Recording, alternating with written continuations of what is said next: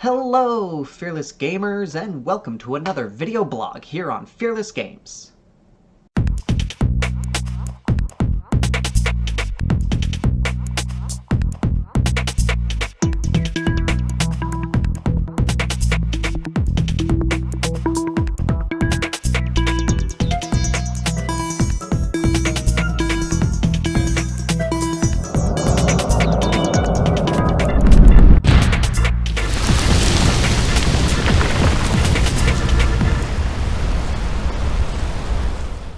How's it going, everybody? It is Matt, and I am joined by James today, and we are going to be discussing the Dark Angels and all the new fluff that has been introduced to the Glorious First. The Angels of Death. The original Angels of Death, yes. And everyone will be really excited, probably, because this is like classic. Whenever you and me are together, it's either Dark Angels or Thousand Suns. So The only two things that matter, really. But basically, yeah, so so as I said, we're going to discuss basically what's been going on with the first lately and what we like about the new direction, what we don't like about the new direction, and so on and so forth. So, just to get everybody up to speed in case anyone isn't aware, also, spoiler warning if you haven't read The Lion, the Sons of the Lion, Son of the Forest, because we're going to be discussing some pieces of that here, is near the tail end of Ninth Edition when the Arcs of Omen was happening. The Rock was invaded by Vashtor, and the Dark Angels, after repelling that fight with thanks to Be'lakor of all people, they found out about this location of some crazy thing that Vashtor was planning. They go there. They discover that what Vashtor had done is he had taken all the chunks of Caliban that got sucked into the warp, cobbled them together, and made like a Unicrony-like machine planet out of them. They landed on the planet. They were attacked by Angron the Ever Angry and a bunch of demons. Things looked at their grimmest when Dante showed up with Lionel Johnson and a bunch of mysterious black armored space marines. They were like, awesome. They did what they had to do to repel the attack. Vashtor at this point went onto the rock, managed to find T'Chula, the T'Chula engine, convinced it to go with him back to Wormwood, which is the name of the planet, and plugged him into it, turning it into a literal Unicron, a sentient planet, and teleported out of there because it ends up T'Chula was essentially a demonic AI designed to be the perfect navigation system. It can go anywhere it wants within the real space, the warp, or even the webway with pinpoint accuracy. And the lion had now been reunited with his children. Some point, we don't know, he went from the rock into this weird forest realm that he has this ability to slip into. And he woke up. He landed on Imperial Nihilus, the side that Dante's in charge of the Imperium. Basically went, well, chaos is around. Time to clean things up. He ran into a bunch of Fallen. He kind of had a little discussion with them. You know, they told him what they thought. He told them what was going on. They kind of met and made an understanding. He's decided, okay, you want to join me? Fine, let's go. And then he went off and reunited with the Dark Angels. So this was a whole lot of interesting stuff that happened near the end of Ninth Edition. What were you thinking when this all happened? Because this was a huge event at the end of Ninth Edition.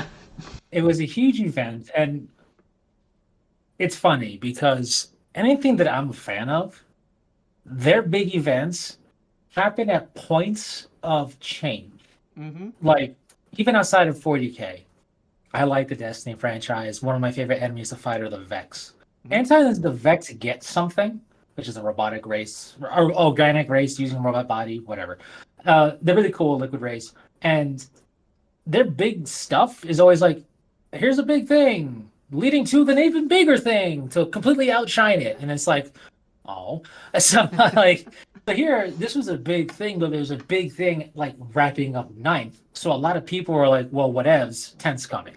Um, and as far as like Dark Angel fandom stuff goes, the Tchula engine, what is such a polarizing thing because it's because it was this MacGuffin, right? Mm-hmm. Came out of nowhere, allowed the Dark Angels to absolutely wreck face, and of course, being that it's Dark Angels, will have this demon engine AI thing. Like, oh, see, they're traitors. It's like, well, no, what you fail to realize is that the IP owners have a very clear path for Lion and the Dark Angels, which is loyalty Mm-hmm. to the Emperor. They've always been loyal. They have the hiccup in the road, which is now like commonplace in the lore for everything, right? But like, but they're loyal, and what they really drove home well in the Imperial, I call it the Imperial armor, it's not, it's the Horse Heresy book from Forge World for the Mm-hmm. Lion, is that he's pragmatic. Yep. If your enemy goes to ground, leave no ground to go to. Simple. That's doctrine of the Lion. So here's this thing. It's not hostile to me, and it can make me be very hostile to my enemies. Great. Why do we care what it is? It's not corrupting us. It's not trying to hurt us, and it lets us hurt them really badly.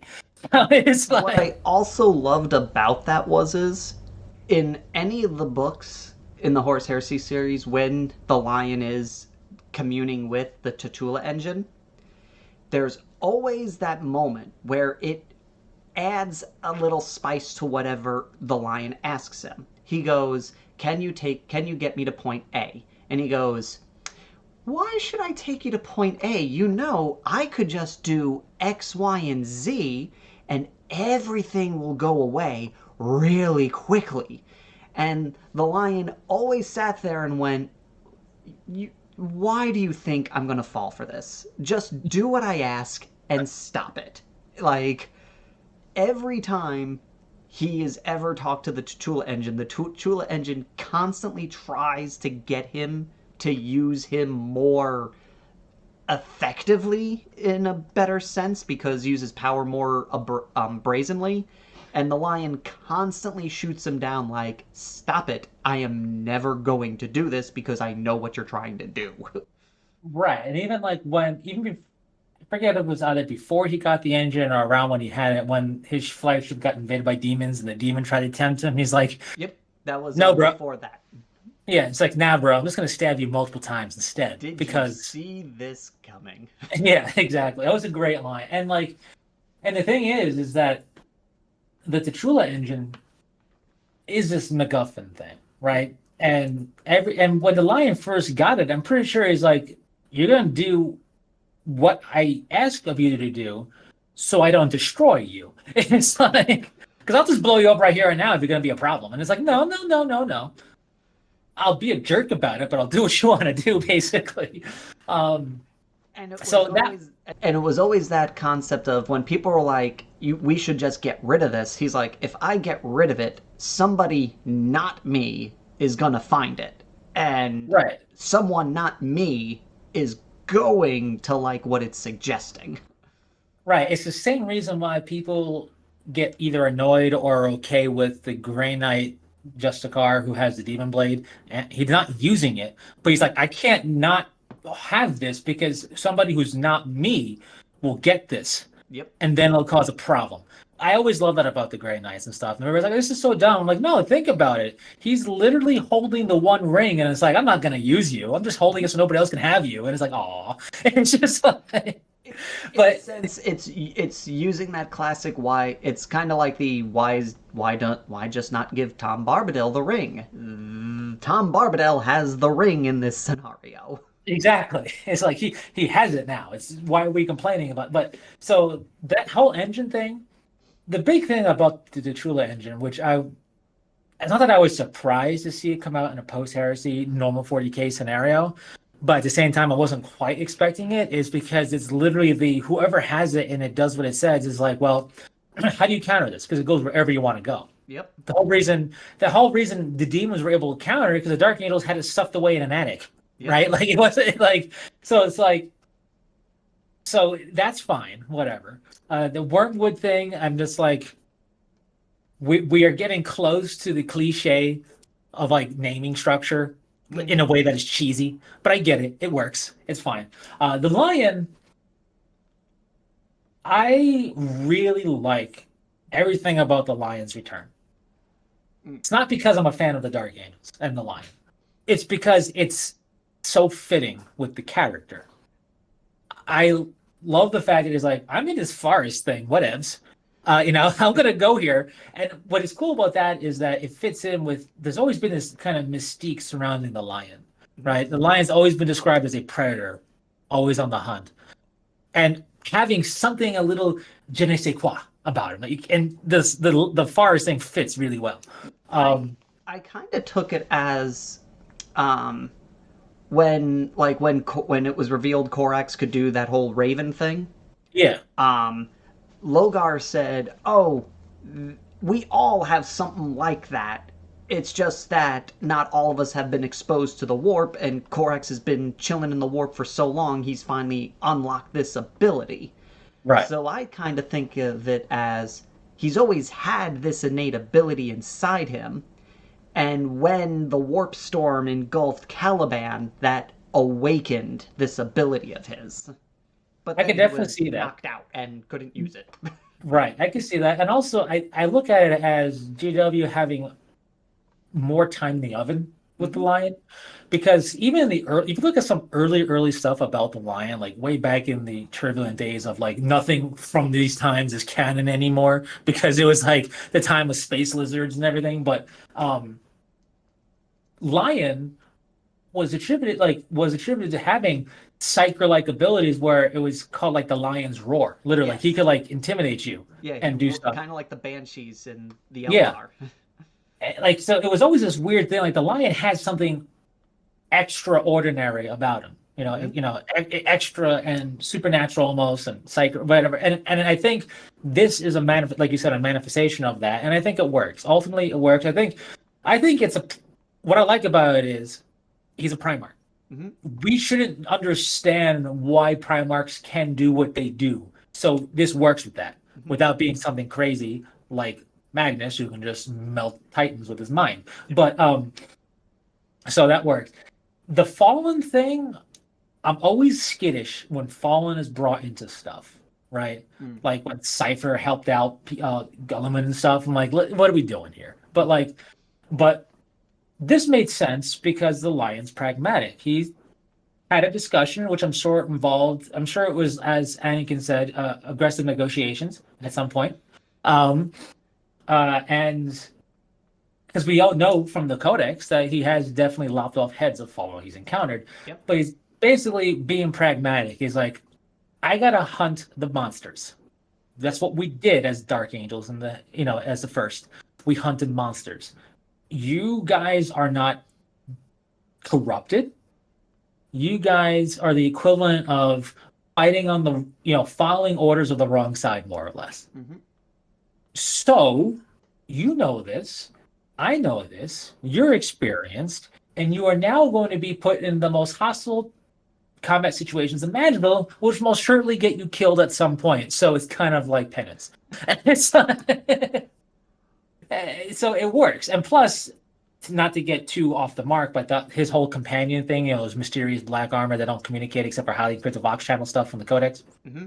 doesn't have to just be fallen. But Nope. I know people immediately read into that way, but there's nothing really being said in the book, and there's just enough gray area you can say like it's the equivalent of like the Death Shroud Terminators of the Death Guard. They don't know who's a Death Shroud because they took a vow of being dead, right? Yeah. So anybody could be one of the companions if you proved yourself worthy enough. It's not going to be Azrael or Ezekiel because, well, they're kind of rock stars. You don't Yep. take your rock stars, but And like it everyone's could gonna be, notice them missing. yeah. But somebody who's a really skilled warrior, Yep. sure, why not? But so I thought that was all good. I liked that the blood. I like that Dante's turf is where he ended up, and Dante's like, "Oh, this is a big deal." Yeah. It's like, Yeah. He was like, so, dude, you're needed right now. yeah.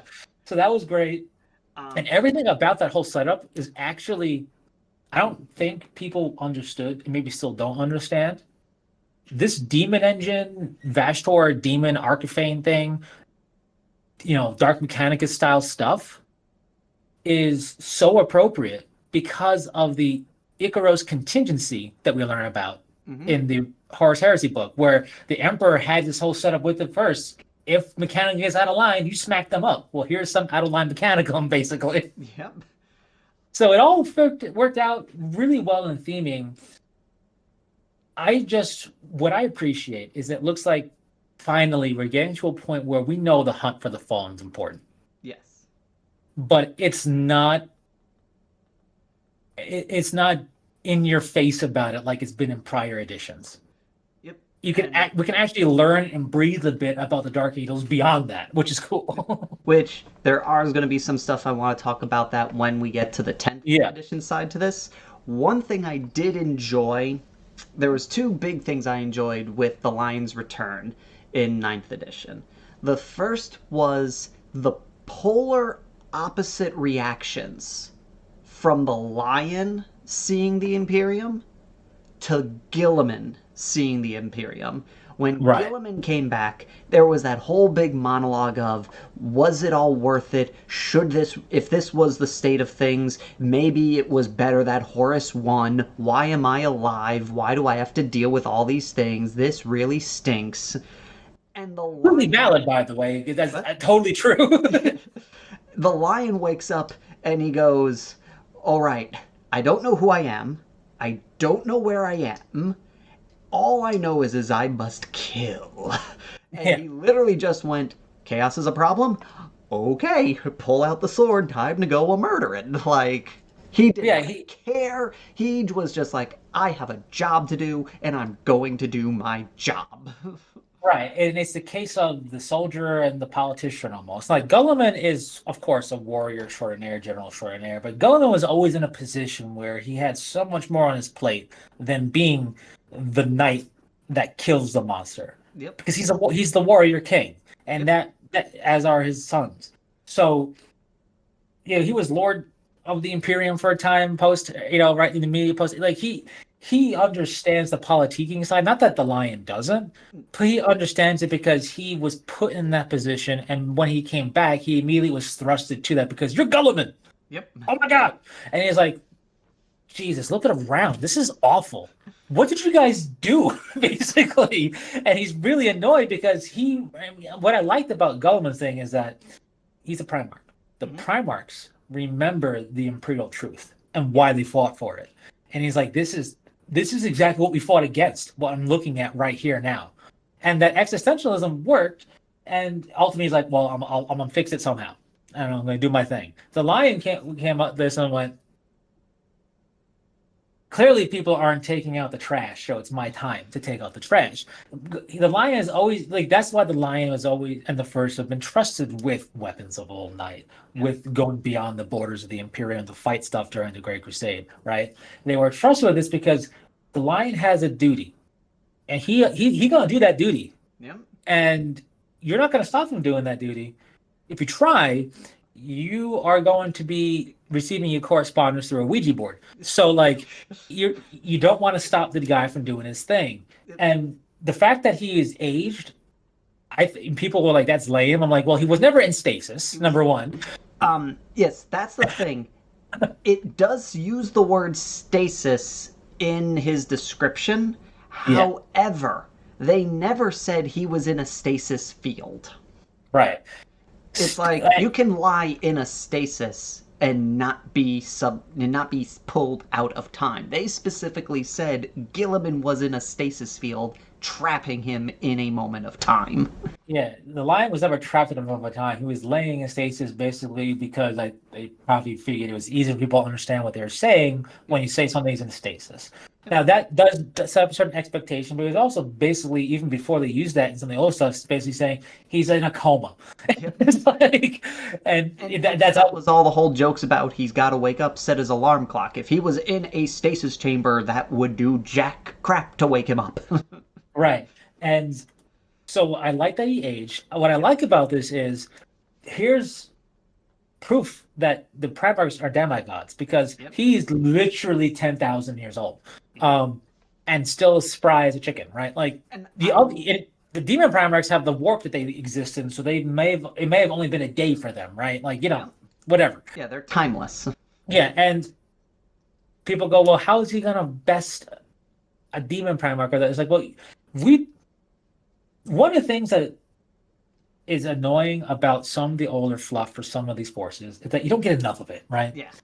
But when we finally did get more of the Primarch the Lion and his Legion, we learned that the Lion is second to none in being able to do everything. Yep. Goldman might be a better general and politician. Fulgrim might be a better duelist, but Lion is a better fighter. There's a difference. Yep. Like, and Belial actually is a great example of this. Belial's fight has no flair. It's all utilitarian and get the job done. That's the way they fight. So yeah, in a duelist sense, he's not as good a duelist because he's just gonna he's not there to duel. He's there to street fight or fight you. That was also mentioned in the Prince of Crows when Savitar noticed and went, none of these cuts the lion did were non-fatal. Every single slash he made was the intent of finishing curs. Yeah, exactly. So so the lion has been described as like, I mean, even Malkador said he unsettles even his brothers from he's always stalking like a predator. Yep. Like we never got a lot about the biggest issue with 40k lore is that to build up suspense, they go, we have all this information, but not much is known. Yes. And it's like, well, that doesn't help, right? Because now when people get into the, quite frankly, a pissing contest of who can beat up who, Yep. you don't have anything to bow on. But we've learned how powerful the lion is. Yep. And the lion isn't we don't, as far as we know, Primax don't have a prime, right? Yep. So he's just as powerful as he was when he was leading the Legion, right? Like he's really strong, really smart, really capable, and he's the first Primarch. Yep. And when I say that, I mean like he doesn't have magician powers like Magnus, but he's the first Primarch, and this is the first Legion, meaning so much stuff was put in here as a project and as an experiment to a certain degree. Yep. So this Primarch is capable of doing so much. Yeah. So like I like that we got to see that in action in a no filler type of sense where he's like, I'm just gonna kill stuff. And that's it. I love when there's a moment in the book where he's in this room, he fights a bunch of dudes, there was like 2 obliterators, a couple of chaos marines, and when he's done, he grabs the sorcerer and goes, he grabs the chaos dude and goes, I killed your sorcerer. Why am I still feeling impeded? What sorcery have you done upon me? And the dude's like, you just killed 5 guys. And you say you're impeded? What? Yeah. You know what it is? It's the Gundam Wing moment. When Zex Marquise is piloting Talgeese and goes, I need you to make adjustments. It's too sluggish. And he goes, you've mastered it. I can't adjust it anymore. It's like, Yep. like it's that type of moment. And it's just, I think the problem is a little bit of the fact that Angron doesn't get enough street cred. No. Angron's became a plot tool because Angron the angriest, right? Yep. But like, unfortunately, therefore people subscribe a certain level of unbeatable nature to Angron. Mm-hmm. Now, every Primarch is like, I don't want to fight Angron because I just don't want to fight Angron. But it doesn't mean that they couldn't beat him. Yep. Some Primarchs know if I fight him, I'm gonna die. Lorgar is like, I'll die. Yeah. Korax is like, I'm probably gonna die. I can take a lot of prime, but this is Angron we're talking about. Yeah. But it doesn't mean he's unbeatable. And just because he's a demon Primarch doesn't necessarily mean he's quote unquote stronger. Mm-hmm. He's changed. Yep. His strengths are different now. Plus, like he has things he couldn't do before. And in a sense, he's stronger, but it doesn't mean raw martial might. It just means like now I can like have chaos powers and stuff. Yeah. So like, and also, I think and unfortunately, Angron is the perfect thing to use to showcase that yes, Loyal Primarchs are crazy powerful, by the way. Yep. Like, like I don't know if you remember. It's like to refresh your memory here, and it's just like okay. Um, Another thing that I also enjoyed about the Lion's Return that's kind of like a dramatic difference from Gilliman was when Gilliman came back and he's like, okay, I'm going to take up this leadership role. I'm going to reunite the 500 worlds and get everything up and running. He hit a lot of um, resistance. There was like some of the High Lords of Terror weren't big on him making any changes. Half the 500 worlds that had broken away, where because Gilliman broke up the 500 worlds to make it a little more manageable, then he was like, "Oh, that's a bad idea. I should bring them all back." And a lot of those governors are like, "No, we're not joining you again. We're our own planet. Screw you. Go run somebody else. Go run Ultramar. But when the Lion showed up, he goes, "Hey, I'm Lionel Johnson. I just have a couple of questions for you." And the government's like, "Oh, hail the Lion! This planet is now yours." Like, that's not what I wanted. Thank you, but no. Yeah, and I think it's because like I think the Lion's Return worked. Personally, I think it worked better because it wasn't like Golem's Return was orchestrated from the ground up. Yes. It wasn't even like it's not that Golem didn't want to come back necessarily, like or whatever. It's just like he literally was just dude that was in the stasis field, had no idea what happened. All of a sudden, he's back. Yep, and his return was orchestrated by a Xenos race. Yeah, and his return was also orchestrated to come back. It's like great, you're back now. You can take all these roles back immediately. It's like I just took my first breath in like millennia. Still a second. It's like, and the Lion is back, kind of like going, so been a while. How's it going? And it's just Like, I think it also stands to the nature and legend of the first. You yeah, know, he was, like I said, he's the first Primarch, and that comes with a bit of weight and amount and like a sort of level of initial trust. He's the first Primarch the Emperor created. He must be worth the trusting.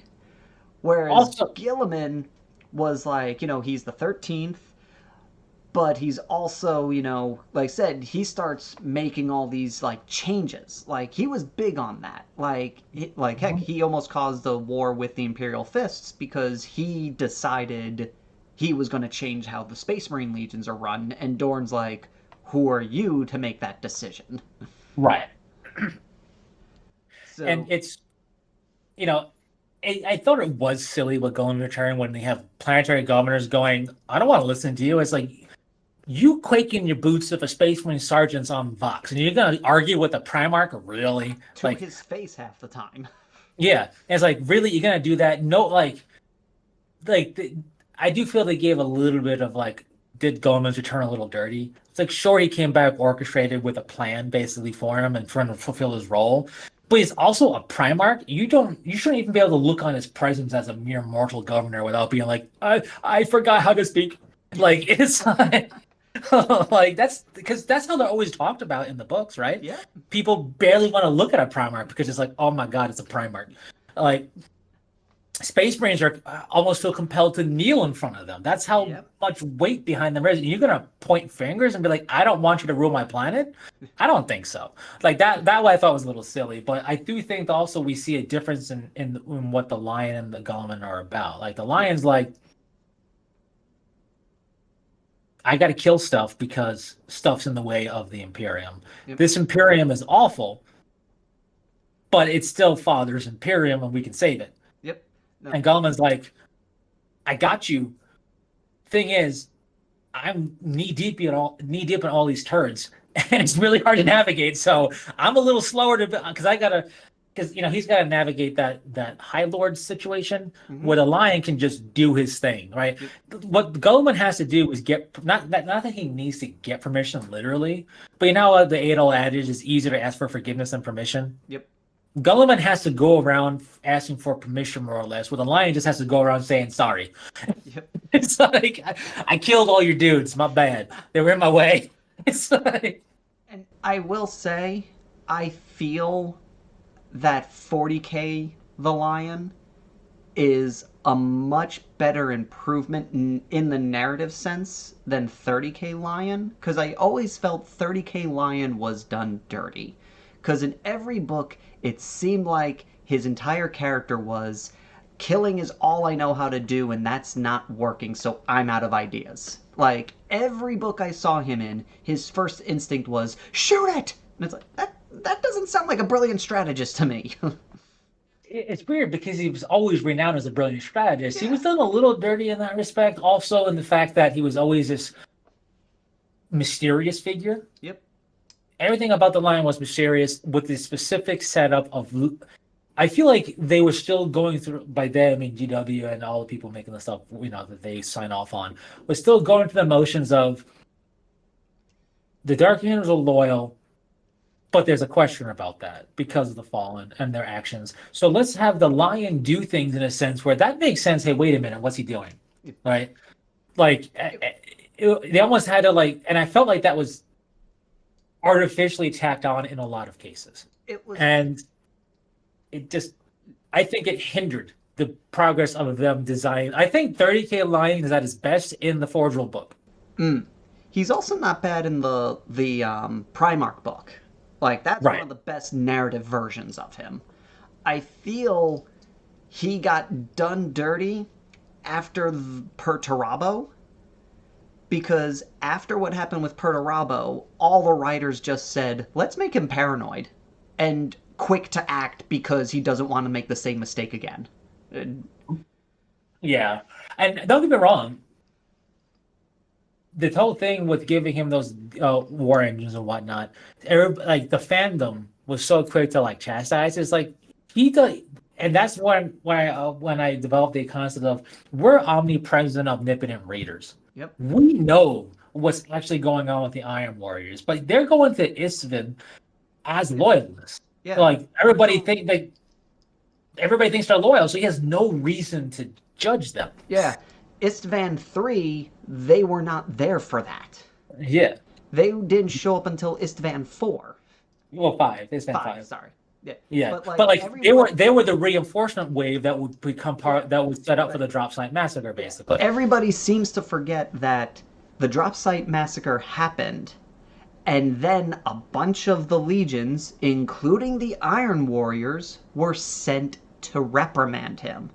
And that was the whole shtick, was sweet, we'll get a bunch of legions to come in, we'll fill in some of them with dudes on our side, be like, the Horus counted how many were on his side before he did the drop site massacre. Yeah. So at this point, the Lion is under the impression Perturabo's loyal, because Right, exactly. he 'Cause hasn't done anything yet. Yeah, the drop site massacre was an orchestration. Yeah, The that was Horus, just Horus, the Emperor's children, and the World Eaters, I believe. well, that was Isstvan 3. The drop site massacre is Isstvan 5. Isstvan 3 is when the Sons of Horus, Emperor's children, World Eaters, and Death Guard Yeah. throw off the cloak and they are heretics. Yep. So it's only known that those 2 are disloyal. They dig in on Isstvan 5. So they're like, sweet. Every legion every legion that was within range to strike was sent, and and there was a spearhead of Raven Guard and Iron Warrior, Iron Hands. Yep. And then we have salamanders and everything like that, and then they were going to be reinforced. The thing is, Ferrus Manus got so hasty because he was saw as a personal slight from Fulgrim that those loyal legions, went way fast to Isstvan 5, and they started the attack with the notion that they were going to be reinforced by Night Lords, Iron Warriors, Word Bearer, all of their traitors that were in Thousand Sons, right? Yep. So an Alpha Legion. So they didn't. So people so the fandom kind of forgets. Of course, they're not going to defend their flank and rear because they're expecting loyalists to reinforce them. Why would they have defense over there? They don't need it. They need all offense because there's going to be more offense coming. So they thought. Yeah. And Iron Warriors were en route to Isstvan 5, still under the pretense of being loyal. So of course, the Lion's going to go here. This will destroy them better without thinking. I'm going to give it to the man that I trust with siege warfare. Yeah. Like, these are siege weapons. Oh, look, it's the Iron Warriors, renowned for siege warfare. Oh, here. It's like, because and then yeah, then they made him super paranoid and everything else. But like, and everything before that too was always shrouded in mystery. It's like, well, the Lion has Caliban fleet always en route with the Terran fleet forces. It's like, well, yeah, he's doing tactics, but like, Yep.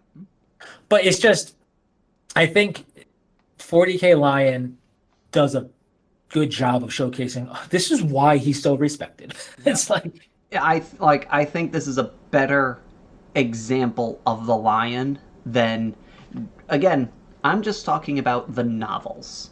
yeah, Like, exactly. the novels is where, because like you read about him in like the Forge World books and all that, and the Codex lore bits, but then you read the novels, and it's like, who is this guy? Where's the guy I read about? Yeah, and I think like I think they had growing pains when writing him, right? Because in Mm-hmm. the early days of the Horus Heresy novels, anything about the Lion was like my mind's eye picture is the silhouette of the Lion behind like obscured, and that's how they wrote about him. You didn't really get a lot. You're like, that's clearly the Lion. I can tell by his silhouette and some details of his armor, but I can't see him. I can't see what he's or hear what he's doing. Like that's the how they wrote him for so long because I felt like I don't know, but I feel like they were going over the idea of we need to make it we need to obfuscate his loyalty. Yep. And heck, And the first time we really get any info on the Lion in any of the novels is when Horus is on his deathbed and he's groveling about how he always thought he was better than me.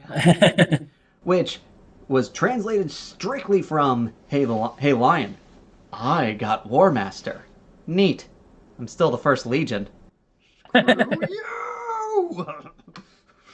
but also like, and this is where the the whole like pissing contest thing happens, right? Because everyone wants to know how cool their Primarch is. Yep. And Horus was found first, and who was found second? Leman Russ. Yes, Russ was second. Yes. I don't know exactly when in the pecking order the Lion was found, but in the time the Lion was found, which wasn't in the early times of the Great Crusade, till the heresy, he amassed victories second only to Horus in that short amount of time. Yep. Like personal victories. So like, And that's only the ones the Imperium knew about. right, exactly. Plus his legion was trusted for the first Rangdan genocides. Like Mm-hmm. they were trusted to do things and fight things that would break whole Imperial Army regiments' minds just looking at it. Like, so I'm not saying that makes him the best.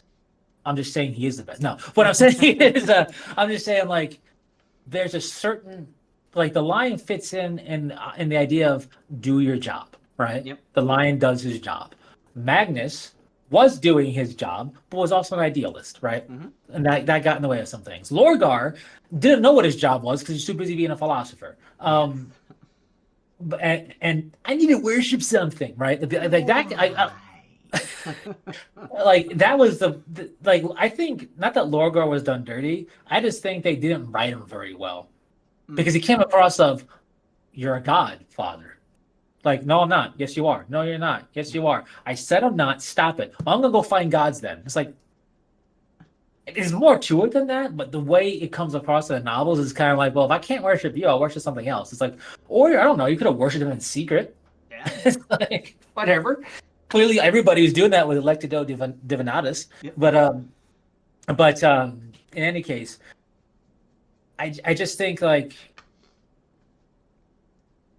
you could say what you want about any Primarch. I think Ferris Manus was, way too short lived. And we have to remember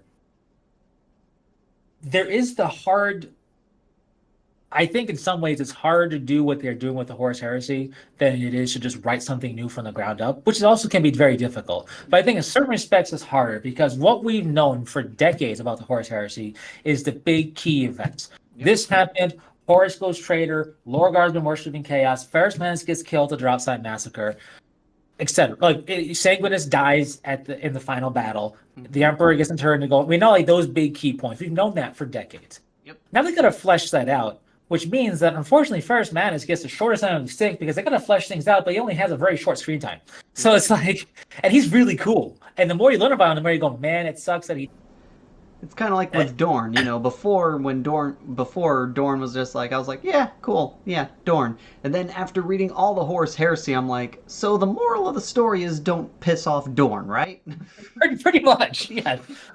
Like Doran got so little credit. I think he should. I don't know how much credit Doran gets with being a cool character in general now, but he deserves all of it because like Dorn's always been really cool. Dorn had an existential crisis before everybody else did. He's like, this is really not good. It's like, um, but like, and then Kur's going crazy. They have to orchestrate that. And Angron, you can't build up too much of Angron before him going absolutely zany with the butcher's nails because they were doing that. And Angron was a very noble warrior. And it's like, that's really cool. And then we left with this because this Yep. is what we had before we even started this whole journey. So it's like, I think it's difficult to flesh things out without making you go, oh man, like case in point, pre-heresy Thousand Suns, my favorite form of them. Pseudo ancient Egyptian look, which is all my jam. Really cool concept with the different sects and everything else and the way they do warfare and just a whole really cool thing that Chaos Thousand Suns just feels like Chaos Sorcerers, right? They don't really feel Yep. like that. It, in a weird sense, they feel kind of generic, even though they're chaos. But because they are chaos, like they are the sorcerers, like you would expect. So of Yeah. course they're going to feel a little generic because that's what we had before. We had some aesthetic cues, but then they really dove in really cool with the pre-heresy Thousand Suns to the point where I feel like there are some aesthetics you can't do outside of the force they came with.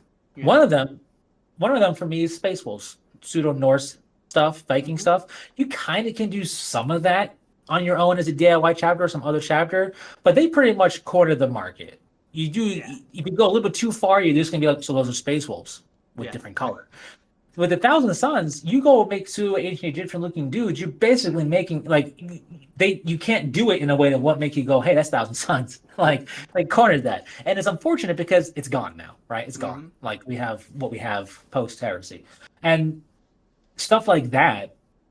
When you flesh things out for like the Lion and the Dark Angels or all the forces that, and then when there's clearly a change that's going to happen, you're kind of like, don't do this to me. You're teasing me. It's like, so I think they got to be careful with that. But I think they brought some of it back with 40K. And granted, some of it's pretty new. Like I mentioned the Icaros contingency earlier. Yep. That was new with Imperial Armor Volume, well, not Imperial Armor, Horus Heresy 9 or whatever, the Yeah. Crusade Book one. 9, the Crusade. And that was a new thing for the Dark Angels there. And as they fleshed out more of them having ancient tech, which we've always known. Yep. It's just we've always known this, but it was only really showcased in them having plasma where you Where you originally weren't shouldn't able have to have them. plasma. Right. Um, so we're getting to see some of that stuff that they fleshed out for heresy era stuff in a sort of way, making it into post heresy a little bit by the fact that they're able to, with the Dark Angels, chill out on the whole Hunt the Fallen thing. I forget, I think it might have been 2 editions ago. Either the second to last edition or the last edition where they had a full fledged book and it wasn't a supplement. When I was reading it, going, Jesus, everything's got a sweater of the Fallen over it. Like everything's like got like a wool blanket of like, hey, remember the Fallen? How about the Fallen? You know, Yeah, Ezra woke up that and started around like fourth, fifth edition, I think. yeah, but I think like it got bad in sixth or Yeah, seventh. Probably, 6 is I when it think got bad. yeah, six was just like what they call them. And Ezra woke up one day, went to go make some eggs and hunt the Fallen. It's like, okay, relax. It's like okay, we know it's important. We've all know this. They do And more than that, yeah. and you say that, but in the same breath you say hunt the Fallen. It's like stop. And so speaking of, we are now in 10th edition, Yep. and we have gotten quite a bit of a change in the story. So the Lion is back. The Lion has kind of set himself. He's now kind of set in his own inner circle because he is the one that pretty much knows everything. Um, he has taken command of the chapter, and he's essentially effectively turned their attention to dealing with chaos on Imperial Nihilus' side of the rift. Right. Um, he's kind of changed a few things. Like he's introduced the new inner circle companions, and he allows them to continue the pursuit of the fallen, but he has made it clear to some of the more inner circle members that he is not wholeheartedly on the idea of they all have to die. And he's also had moments of where he's been kind of making new agendas and guiding the Dark Angels in a more progressive direction, while still, for the lack of a better word, catering to the desire to wipe the ledger clean of the fallen. And in fact, there have been some cases where they'd be going hunting for the fallen. The lion goes, "No, you're going this way." And they're like, but the fallen's that way. And he's like, "Too bad, you're going that way." And they're like, "What is he, nuts?" And then they end up getting a bigger success than what they would have done if they had gone proceeding the way they were going. Yeah. And it's kind of interesting, I feel. And we also get a new point of view of how he feels about the Imperium in general. Like, Gilliman doesn't like the ecclesiarchy, but he's like, you know what? If I say this and play around with this, I can kind of work with them and get them to do their thing. The Inquisition, I kind of gotta, I need to work with them, but I'll, get them to work on my side with all this. And the Lion is like, screw them. I don't care. Do whatever you want. Don't bring me involved with it. Right. The Inquisition's like, I'm gonna look into you. He's like, do it. Go on. I dare you. Which is typical Dark Angel behavior, right? They got it. They clearly they got it from their father. But Yes. like, And but when the like, ecclesiarchy's involved, he's like, don't talk to me. I seriously do not want to hear this. oh yeah, he's for sure. I mean, he's basically doing what Gulliman wants to do, Yep. but because of his position Gulliman's in, he can't. Yep. Because they Which, both want to be like, look, I know my father more than you ever could because I actually stood alongside him. You have no idea what you're talking about. This is ridiculous. But he can't say that because he'll start a inner civil war yep. for like the 15th time of the Imperium having one. So like he can't do that. But the Lion is like, look, I'm not in that position. So you're going to be quiet and I'm going to do my thing because if you open your mouth, you're not going to have a mouth to open. So it's like, and they're like, well, I can't really call him I can't really, take him in as a heretic. Yeah.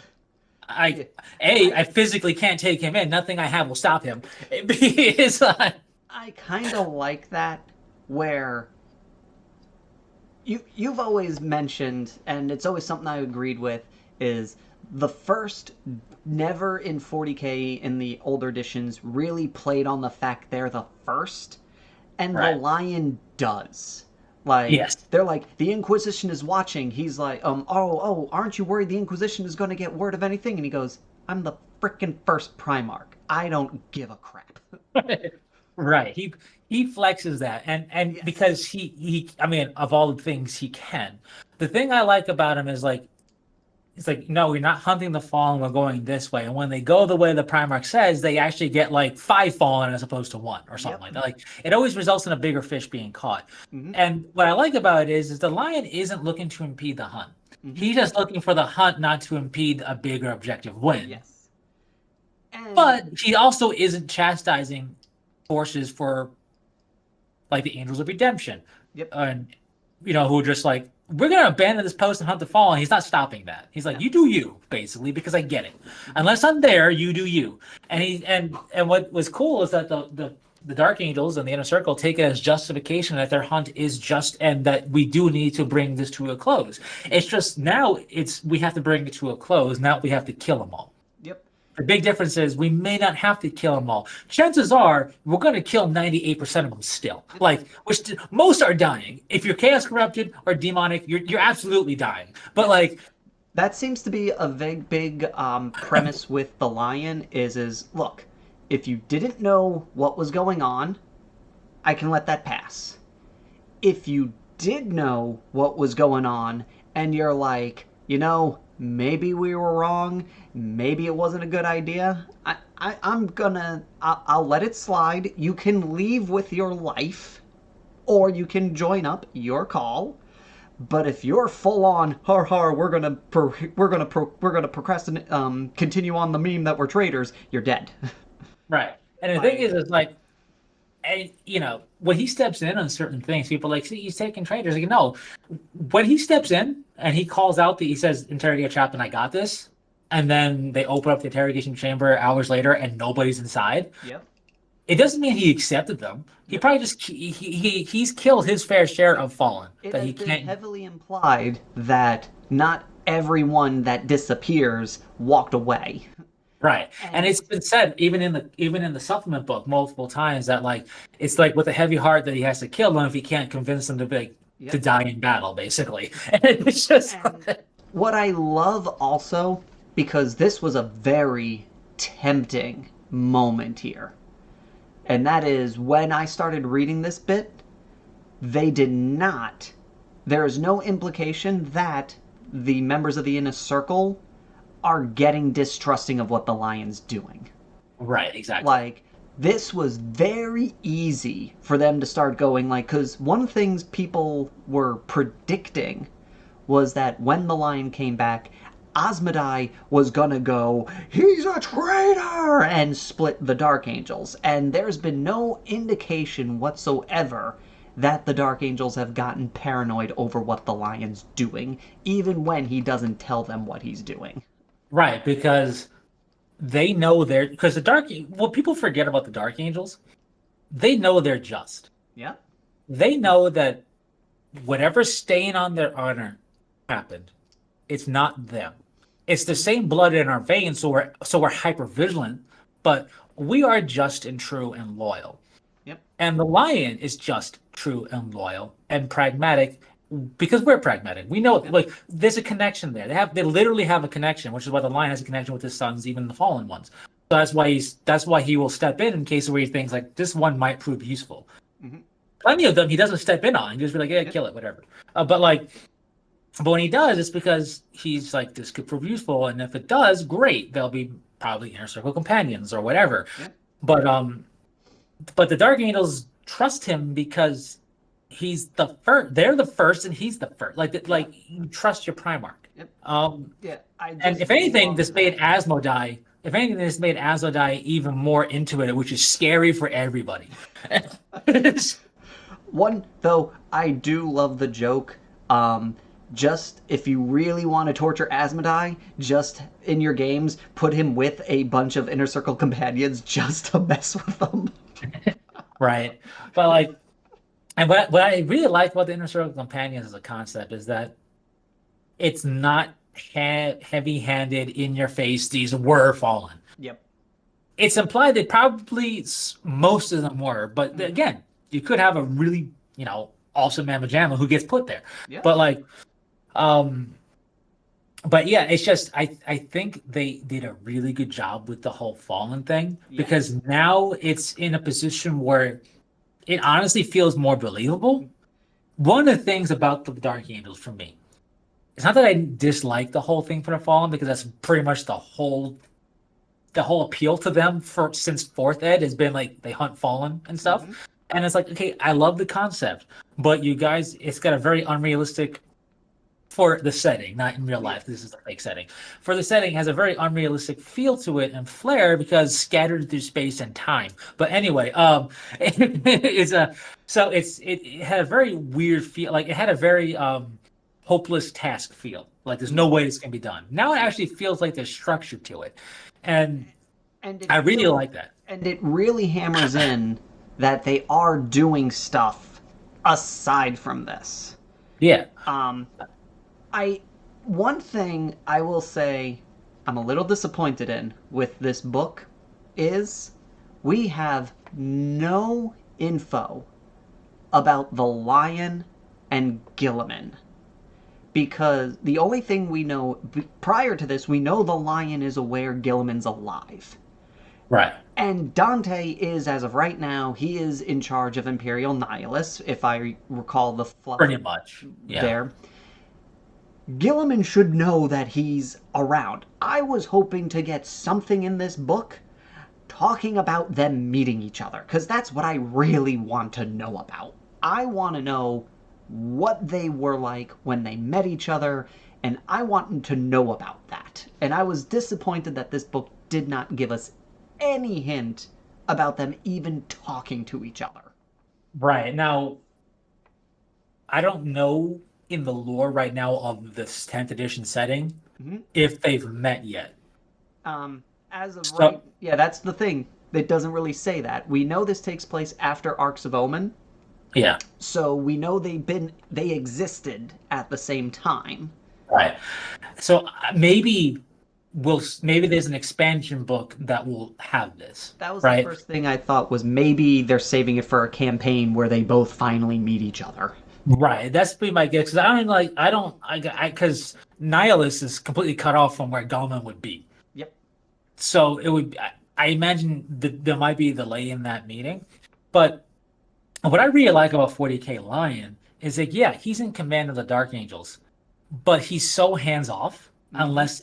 until he needs to be hands on. He's not micromanaging them. Yep. In fact, he goes where he's needed, Mm-hmm. not where his not. That doesn't mean the Dark Angels are needed there. He goes where he's needed because they told us in the lore that he's led other successor chapters. He's led Yep. them to battle. Just them. Not the Dark Angels with them, just them. Because he just like, I'm gonna go this way, guys. See you in a little bit. And the Dark Angels are like, okay, have fun, Dad. And they're like and he goes and he leads other Dark Angel successor forces and is in communication with them. And what I like about this is that the Unforgiven has always been a quasi legion. Yep. And they are so close to being a legion of 1,000 colors right now because like the lions actually be like, yeah, yo dog, I'm gonna go this way, and and it's just like it works, and it really works with the lion because it shows that the lion understands that he can go where he's needed. It doesn't mean that the Dark Angels or the Angels of Vengeance or whomever else would be needed there because the Angels of Absolution are there, and I'll go lead them or something. Like I'll go, these are my sons. I can lead whichever one I want. It's His because presence is like it's there, but it's felt, but it's never there. Like yeah. if you read a lot of the Indominus novels, 99% of the time when an ultramarine is there, he's there because Gilliman put him there. Gilliman's hand is almost felt in every novel with where any of the Ultramarine successors or chapter is. It's always felt like he is present in some way, shape, or form with that. And like you said, the lion, as far as the book is concerned, there are parts where the Dark Angel is just doing stuff and he's not involved at all. Right, and like, and it's great, and it fits their Yep. styles. Gulliman is the warrior king dude. He's gonna put his chess pieces where he wants it. The lion is again that pragmatic knight. He's like, Yep. all right, you guys are doing this campaign, great. I'm clearly not needed here because you're doing your thing. Yep. I'm gonna go over here because I'm needed. Yep. But It's very reminiscent of with Corswain. Corswain went off and did his own thing in 30K, and the line was just like, "Cool, call me if you need me."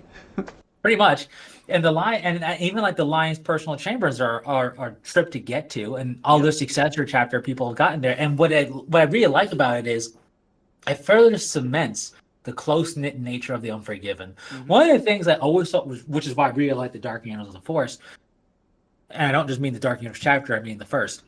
Yep. In post heresy, is that they are close knit. Sure, we're different chapters, independent, but that doesn't like one of the things that always felt weird about 40K Space Marines, even with the Ultramarines. Granted, the Ultramarines were the gigantic, so they have successors. They have babies they don't even know about. Like, you're one of ours, awesome. I didn't even know, but like, but like, um, but even for them and for others, it's like very few chapters are close knit with their founding first. With their first founding version. Yeah. The Imperial Fists are kind of close at times with the Black Templars, but also not really. Mm-hmm. And when you look at them in 30K, that was like obviously they were a legion, but that was so entwined because that was the whole first like company. But like, To be fair, sometimes I forget the Crimson Fists are an Imperial Fist successor chapter. right. And aside from getting short on the stick, they're always doing their own thing. But it's just like, look at the Iron Hand successors. They virtually have civil wars of like ideology. And it's just like, but it always felt weird to me that like it always felt like GW has had the successors be like they can't work with their parents more or Mm. less, right? Like we can't be close enough, we gotta be independent. And now don't get me wrong, I understand the concept. Like they're on the north side of the galaxy, you're on the east side of the galaxy. It's hard to they're so far away. Unless there's a whole big campaign crusade, they're not really working together. Which always felt weird. And I always liked the Dark Kingdom because it's like, well, aside from having this super secret mission, we're the same gene seed. We do the same thing. We have similar gear and strategies and tactics. Mm-hmm. Why wouldn't we work together? It always seemed weird. Like in a lot of the campaigns that they do, a lot of the chapters that joined together were never of the same gene seed. They were always from different gene seeds. Yeah, Typically, when the Dark Angels comboed with other groups, there was at least one other Dark Angel successor chapter there. Like, yeah. and even in the trilogy book, they casually called other successor chapters, and there was like, no, we're busy. No, there's like they always talked to them and said, "What do you need? What's going on?" Oh yeah, for sure. And I get the mindset of like, well, if we have the Ultramarines, the Imperial Fist gene seed, and the Raven Guard gene seed in this campaign, we have multiple different capabilities of warfare than just the same one. I get that Mm-hmm. for like why you might have some, but at least have a couple. I mean, Ultramarines don't count because Ultramarine gene seed is like the most prevalent gene seed out there. But their chapters are so different from each other. Like the mortar factors are like nothing like the Ultramarines, right? Yep. But they're Ultramarine descendant. So it kind of works in that way too. But like with the Dark Angels, though, it's kind of like, why wouldn't we work together? Like, hey, Inquisition. Inquisition is like, you guys are Legion building. And it's like, no, we're just smart. It's just For everyone that complains about Legion building, Gilliman approved. Just remember right. that. And Also, a lot of people forget in that one white dwarf, Gilliman outright told Azrael, "I know what you're doing. I'm not gonna say nothing because it's you guys." yeah, he basically went, I know what you're doing, and I like it, but I can't say that. So it's just I like, can't say it officially, but I'm not saying stop it. right. I'm saying victory, victory. But and also, Black Templars are way bigger than a standard chapter. Have And the been Space Wolves are forever. also technically bigger. Yeah, have Well, been forever. until recently when the good Space Marine Legion nuked half of them. Yay! Yeah, but like I think like I just think the Dark Angels needed what we got in this book. Yes. To put, the best way I could put it is that Dark Angels Codex supplement book style things have been stagnant. Mm-hmm. Part of that is because the timeline was stagnant for a long, long time. Yeah. But like even with that, they just didn't deliver a lot of extra. It was always reinforcing like we're hunting fallen. Yeah. We know this, but we also know that there's the rock and there's all this. And then no, we're hunting fallen. And it's like, oh, great. Horrible. I do enjoy that we get a lot of new little tiny bits of information about the three bigs of the Dark Angels: Osmodai, Azrael, and Belial. Little upset Yeah. Ezekiel kind of got a little short end on the stick in the lore department. Yamael didn't get as short end of stick. He didn't get as much, but he but got at least enough he has where a you go full- realize, Yeah, he got 2 pages. He Yeah. got a page worth of stuff. Ezekiel got a paragraph. yeah, One thing I did think was really cool. It's a little cheesy and lame, but I think it was a fitting reason for explaining why Azrael still has the lion's helm. yeah, Those who may not know the big question of, oh, what happened to the lion's helm when the lion came back? Azrael tried to give it back. And the lion was like, you know what? You're a cool guy. Keep it. I'll take it back if I ever decide you're not as cool as I thought you were when we first met. Yeah, basically, it's like if the current owner isn't worthy, I'll take it back. Yep.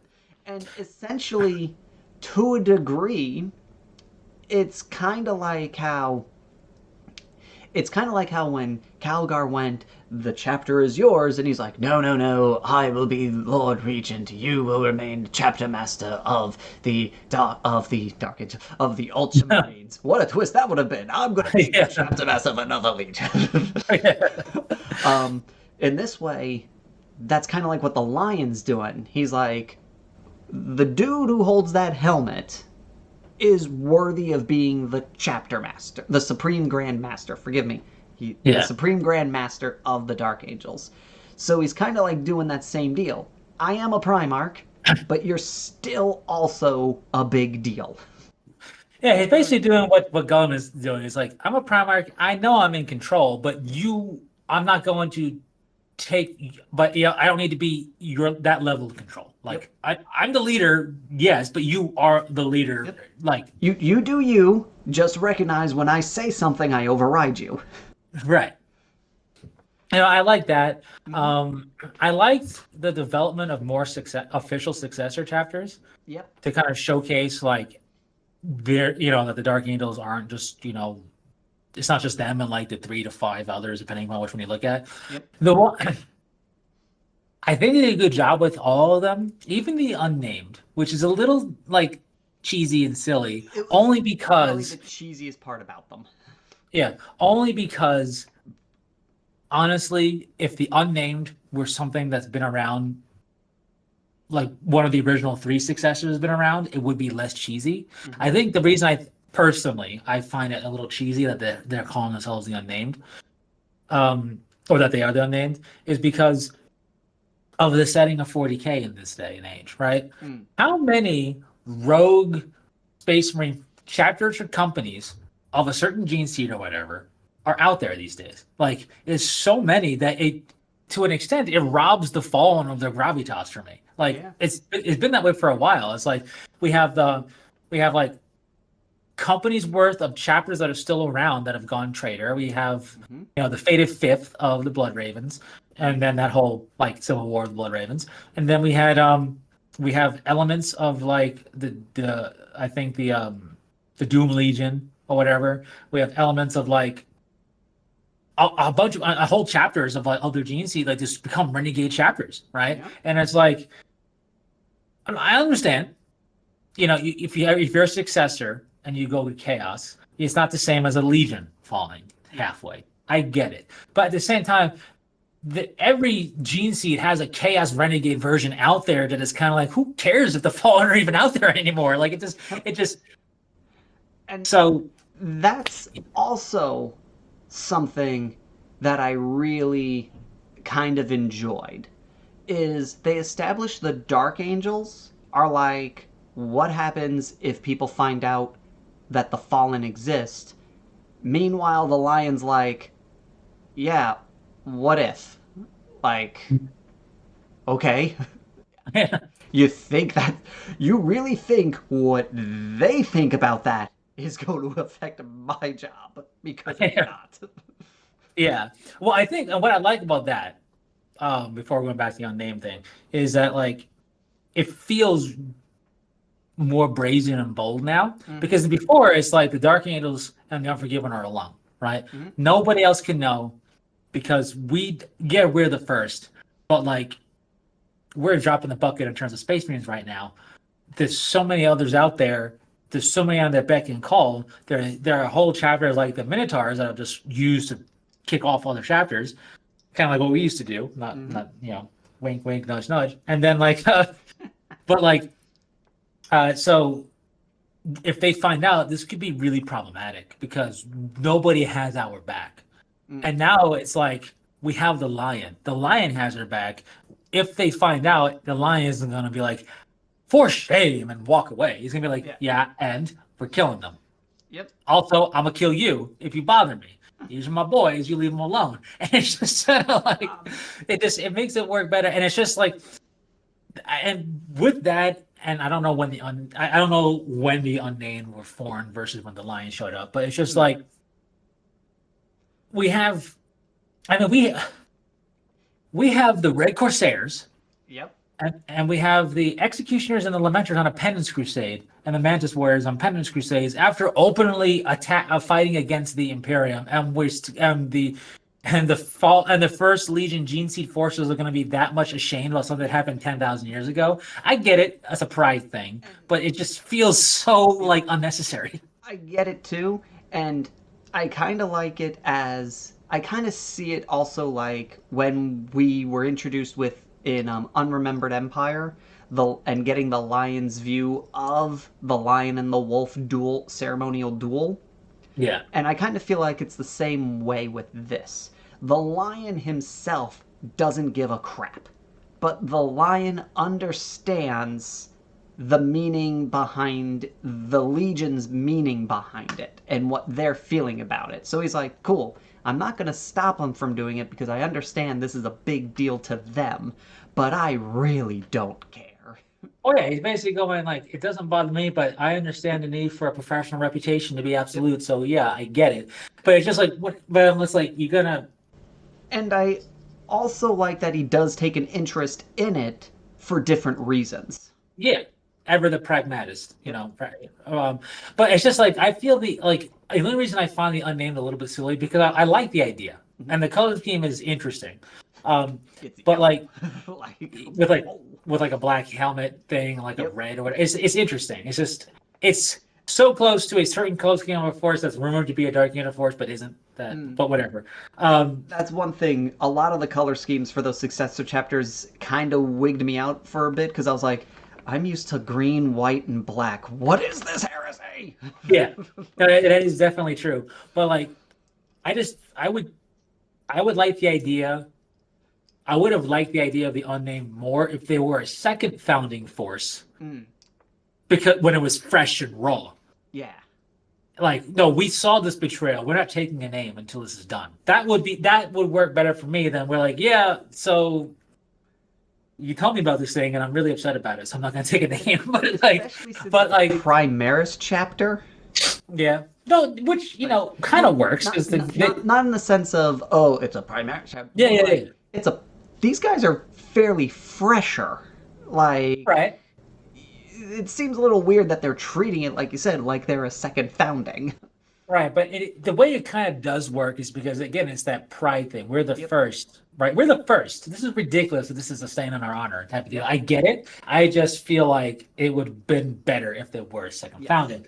But like, Agree. I what I was really hoping. One thing I was really hoping for, and I know it doesn't matter, and I know it's defunct because they call the Angels of Vengeance first company is called Dreadwing. I was hoping for something about the Hexagrammaton because you're the lion. You made the Hexagrammaton. I was hoping for at least some mentioning about it, or like we got more mentioning about the fact that they have all this old tech still, which we've always known. It's always been a part of the Dark Game. We're just getting more heavy-handed with it, which is great. I just really love the Hexagrammaton. And it's never coming back. I would have just liked more information, like because even we have detachments and formations, like an Iron Wing formation. We have these things in 40k. Yep. It's not actually a wing like the Deathwing and Ravenwing are, but they're a setup. So I was kind of hoping for something like that to at least be brought up a little bit, because he's the lion. He kind of made that. One thing, it's like, I was pseudo happy some of the stuff came in the way that it did because one of the things that irked me when the line came back was the first thing I saw on a lot of the groups was, okay guys, so which 30k unit is now going to 40k because the line's going to bring it back? I was like, why does he have to? Right. First And then off, that's which is why the Play inner circle 30K. companions are cool because they're not a new unit, but not an old unit. But I don't even mean like a new unit entry. I mean like a formation or a battle. Just bring it up like, when the lion first led his dark angels into battle, he did so with an ancient formation known as the Stormwing or something. Yep. Utilizing the now defunct Stormwing's tactics or something. Mm-hmm. Just to kind of tie it in a little bit, Yeah. because it was, it's just kind of cool. Yeah, simple. So like that's something a little bit more reasonable because it's like it's not a unit in another game that's coming over. It's a formation or Yeah. something. Like the Deathwing, like I even like heck how the companions. If you play 30K, you know. But it wasn't like slap in your face. He brought back this ancient usage order that they stopped using. Blah blah blah. It was just like, oh yeah, new unit. Wine brought him in. That's it. Yeah, end of story. It's very simple. I just And they kind of bothered me a little bit because they mention a bunch of units in the Ravenwing and the Deathwing section that they got rid of, and I'm like, why are you mentioning them? Because yeah, now it's I true. want them, and I can't Yeah. have them. And it Yeah. ticked me off that they don't clearly define where the Blade Guard are because in the Deathwing section they don't mention them. But they say the Blade Guard get the Deathwing rule, they get the Inner Circle rule, and we see them painted up in Deathwing colors. But when you read the Deathwing section, it just goes, they field in Terminator armor. Like, so what's the deal with the Blade Guard? Right. See, that I think is a result of GW shooting themselves in the foot a little bit, because before they did all this stuff, which is basically making everything Primaris slowly, Yep. like we knew it was going to happen. Yep. There was a question about the Dark Angels and the Deathwing and the Ravenwing and what's going on here. This is Mm-hmm. before we even had bikers and stuff like that. So they went, "Oh, the Blade Guard." Yep. Like, I think that was kind of like a band. Well, we'll just paint the Blade Guard as Deathwing and say this is Primaris Deathwing, and then they were like, "Well, that's." And then I think somebody went, "That's stupid. Terminator armor is huge." Yep. And then they went and said they could be firstborn or primaries. The armor fits either or. So Yeah. so now it leaves them in this funky spot. Like, I'll probably paint the Blade Guard as Deathwing, but I'd really want that concrete evidence, because, as we all know, just because something has the keyword doesn't mean anything. Azrael has the Deathwing keyword, and we all know Azrael is not a member of the Deathwing. Right, and that's also where we have old terminology being Yep. utilized. But in And a just the game, simplicity for in a rules. rule book sense, it's a rule, and it's easier just to give him the rule than give him the rule spelled out, Yep. right? Or giving him the same rule with a different name just so to avoid Yeah, confusion. Because like that's what like it really is. The Deathwing rule, they just went, he's not part of the Deathwing. Just give him the Deathwing rule, so it's not like we made a second rule that's exactly the same thing. right. It's kind of like back in the day when Deathwing was basically, if you have Deathwing, it means you're fearless and something else, right? Yep. Basically, back in the day, and they Basically. put it on all the leaders because it's easier than just giving them fearless and everything. It's one word. We already know the rule. Yeah. It's easy to follow along logistically in a book that way. But it also, but Didn't because of Master that, of Ravenwing originally have the Deathwing rule as well? maybe in one of the editions, because it In was third just like edition, they gave it to him just so they could say he's fearless. right, which fine, Yeah. whatever. A little clunky at times, but it works. I'm just saying Like that's a perfect point. The master, yeah. if I remember correctly, I'll look it up later, and people feel free to comment to correct me. But I'm 99% sure Master of Ravenwing, in third edition, had the Death Ring rule. So right there, Right. he can't be Ravenwing if he's in the Deathwing. Right, and it's like making a special rule that's a combination of a couple of rules together or more fleshed out, and just being able to put that for clarity and ease in a data card as one word as opposed to two sentences. And that's why they put it on a lot of these things.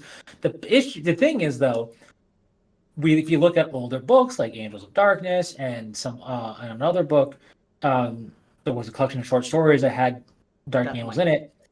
Deathwing, Deathwing. Deathwing was a term. Deathwing and Inner Circle were interchangeable back in the day. Yeah. So, like, you could say they're members of the Inner Circle, or you could say they're Deathwing without referring to the first company. Mm-hmm. It was just what they did. And so, in fact, when they were hunting down a Fallen, they painted up their armor bone white, even though they were in power armor. And it's like, you're in the Death. He basically pulled a Tony Stark, like with Spider-Man. You're an Avenger now. You're a Deathwing now, type of deal to go hunt them. Yep. Yeah, because they painted their power armor white because they had no Terminator armor, Yeah, so and it they just weren't, said, and they didn't have Terminator honors. So "Yep, like but it was more of a you're in the net, you're in the thick of it now. We got to do this. yep, So you're the like, Deathwing and now. yeah, Congratulations." basically. And so back in the day, especially Deathwing and Inner Circle were interchangeable. Then as it got more broken down, they became less and less used that way, but still can kind of work that way for Mm-hmm. ease Yep. because Inner Circle they didn't really have a rule. Yep. So everybody in the Inner Circle who knows clearly would have the Deathwing rule with the Yep. way the Deathwing will work. So that's why it does that, and it gets people, some newer Mm-hmm. players and stuff, confused now because a case of again older books, which are fantastic books to read. Just throwing terminology around it isn't thrown around as loosely anymore. Yep. All of this though, man, I gotta say they did a good job with the supplement. Even though they don't go into what the Dark Angels were like pre-Fallen or anything Mm-hmm. like that, there's a lot of stuff that points in that direction and gives you hints. Mm-hmm. And knowing what we know because of the Forge rule book that Yep. definitely goes into it and everything else, it's just like I really would love a what if style of rule set and lore setup book wise. If the Dark Angels never had the Fallen to worry about and were able to stick with their weapons of Old Night, Extermination, and Icaros contingency plan, like what they were. Because I think that would be a totally different force to look at in Oh the yeah. game. And like in fact, like I struggle with how I want to collect Dark Angel stuff. Because on one hand, I want to collect Dark Angels, Mm-hmm. right? And what are Dark Angels? Dark Angels are green, bone, and black. Yep. They are. Right? And I'm a big Deathwing fan and a Ravenwing fan, so I always lean. I had a pure Deathwing force twice, Yep. I remember that. and I still have the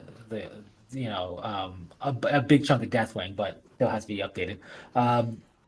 And I really like the Ravenwing, Mm-hmm. so that's kind of that plus maybe a certain select few things for the Primarch and like maybe some Inner Circle dudes and maybe some select green armor for the Green Wing, quote unquote. Mm-hmm. Is how I want to go. But man, I also really like the idea of making a successor. Mm. Back in the day, I had one made up pretty extensively until they stole it. They didn't actually steal it, but I originally called it the Angels of Fury before the Angels of Fury existed as a successor chapter of the Ultramarines. Mm. And then they existed, and I was like, oh man, well that goes. But Now they're Ultramarines. I don't want them anymore. the color scheme was completely different and everything else. So I was like, whatever. But at the same time, I really like the idea of making up my own force and be able to explore things.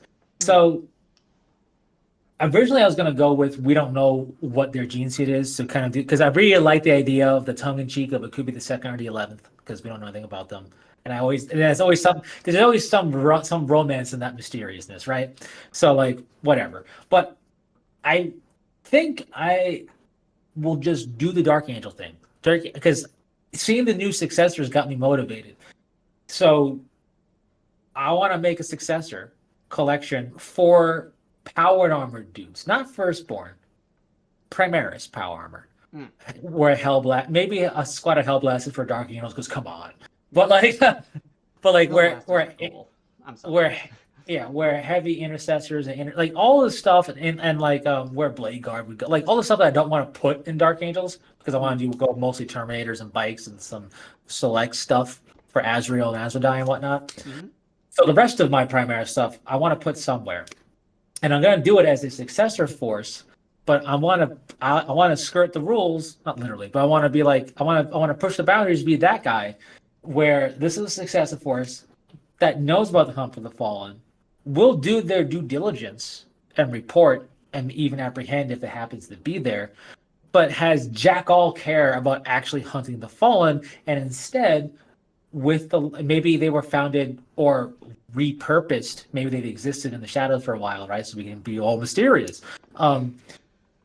With the blessing of the Lion to pursue the original agenda of the Legion, which was to be this extermination force and operate with weapons of Old Night and the Icaros contingency fully in their capability. For those that don't know, the Icaros contingency is if the mechanical steps out of line, you slap them down. Basically. The Emperor, what? Basically. Yeah, because the Emperor, and this isn't something that the Lion did. This is the Emperor's decree that the First Legion will,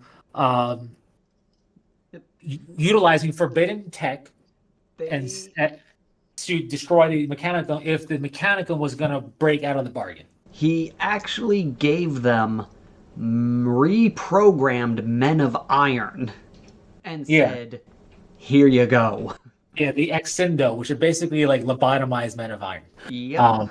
And which the makes only them person they terrifying. know, not the only person they recognize as friendly, is the lion. Yeah, which is completely, absolutely terrifying. But like, Very.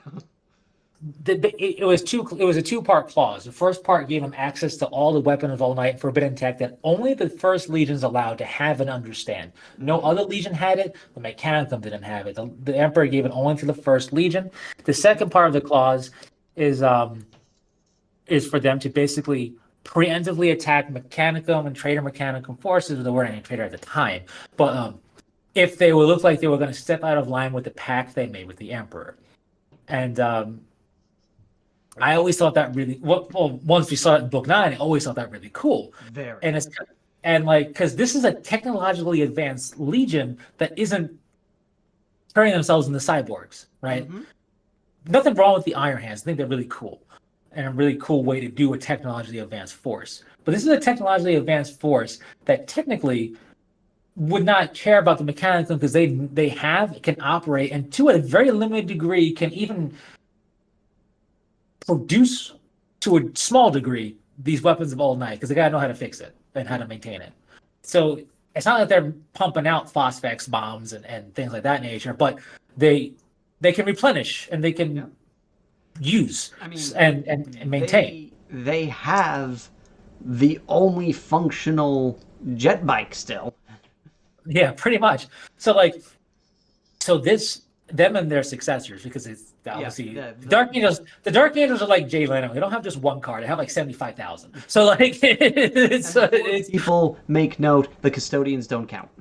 Yeah, custodians don't count because custodians has everything cool. Yes, like including the very. They're not Adeptus Astartes. They're a totally different group.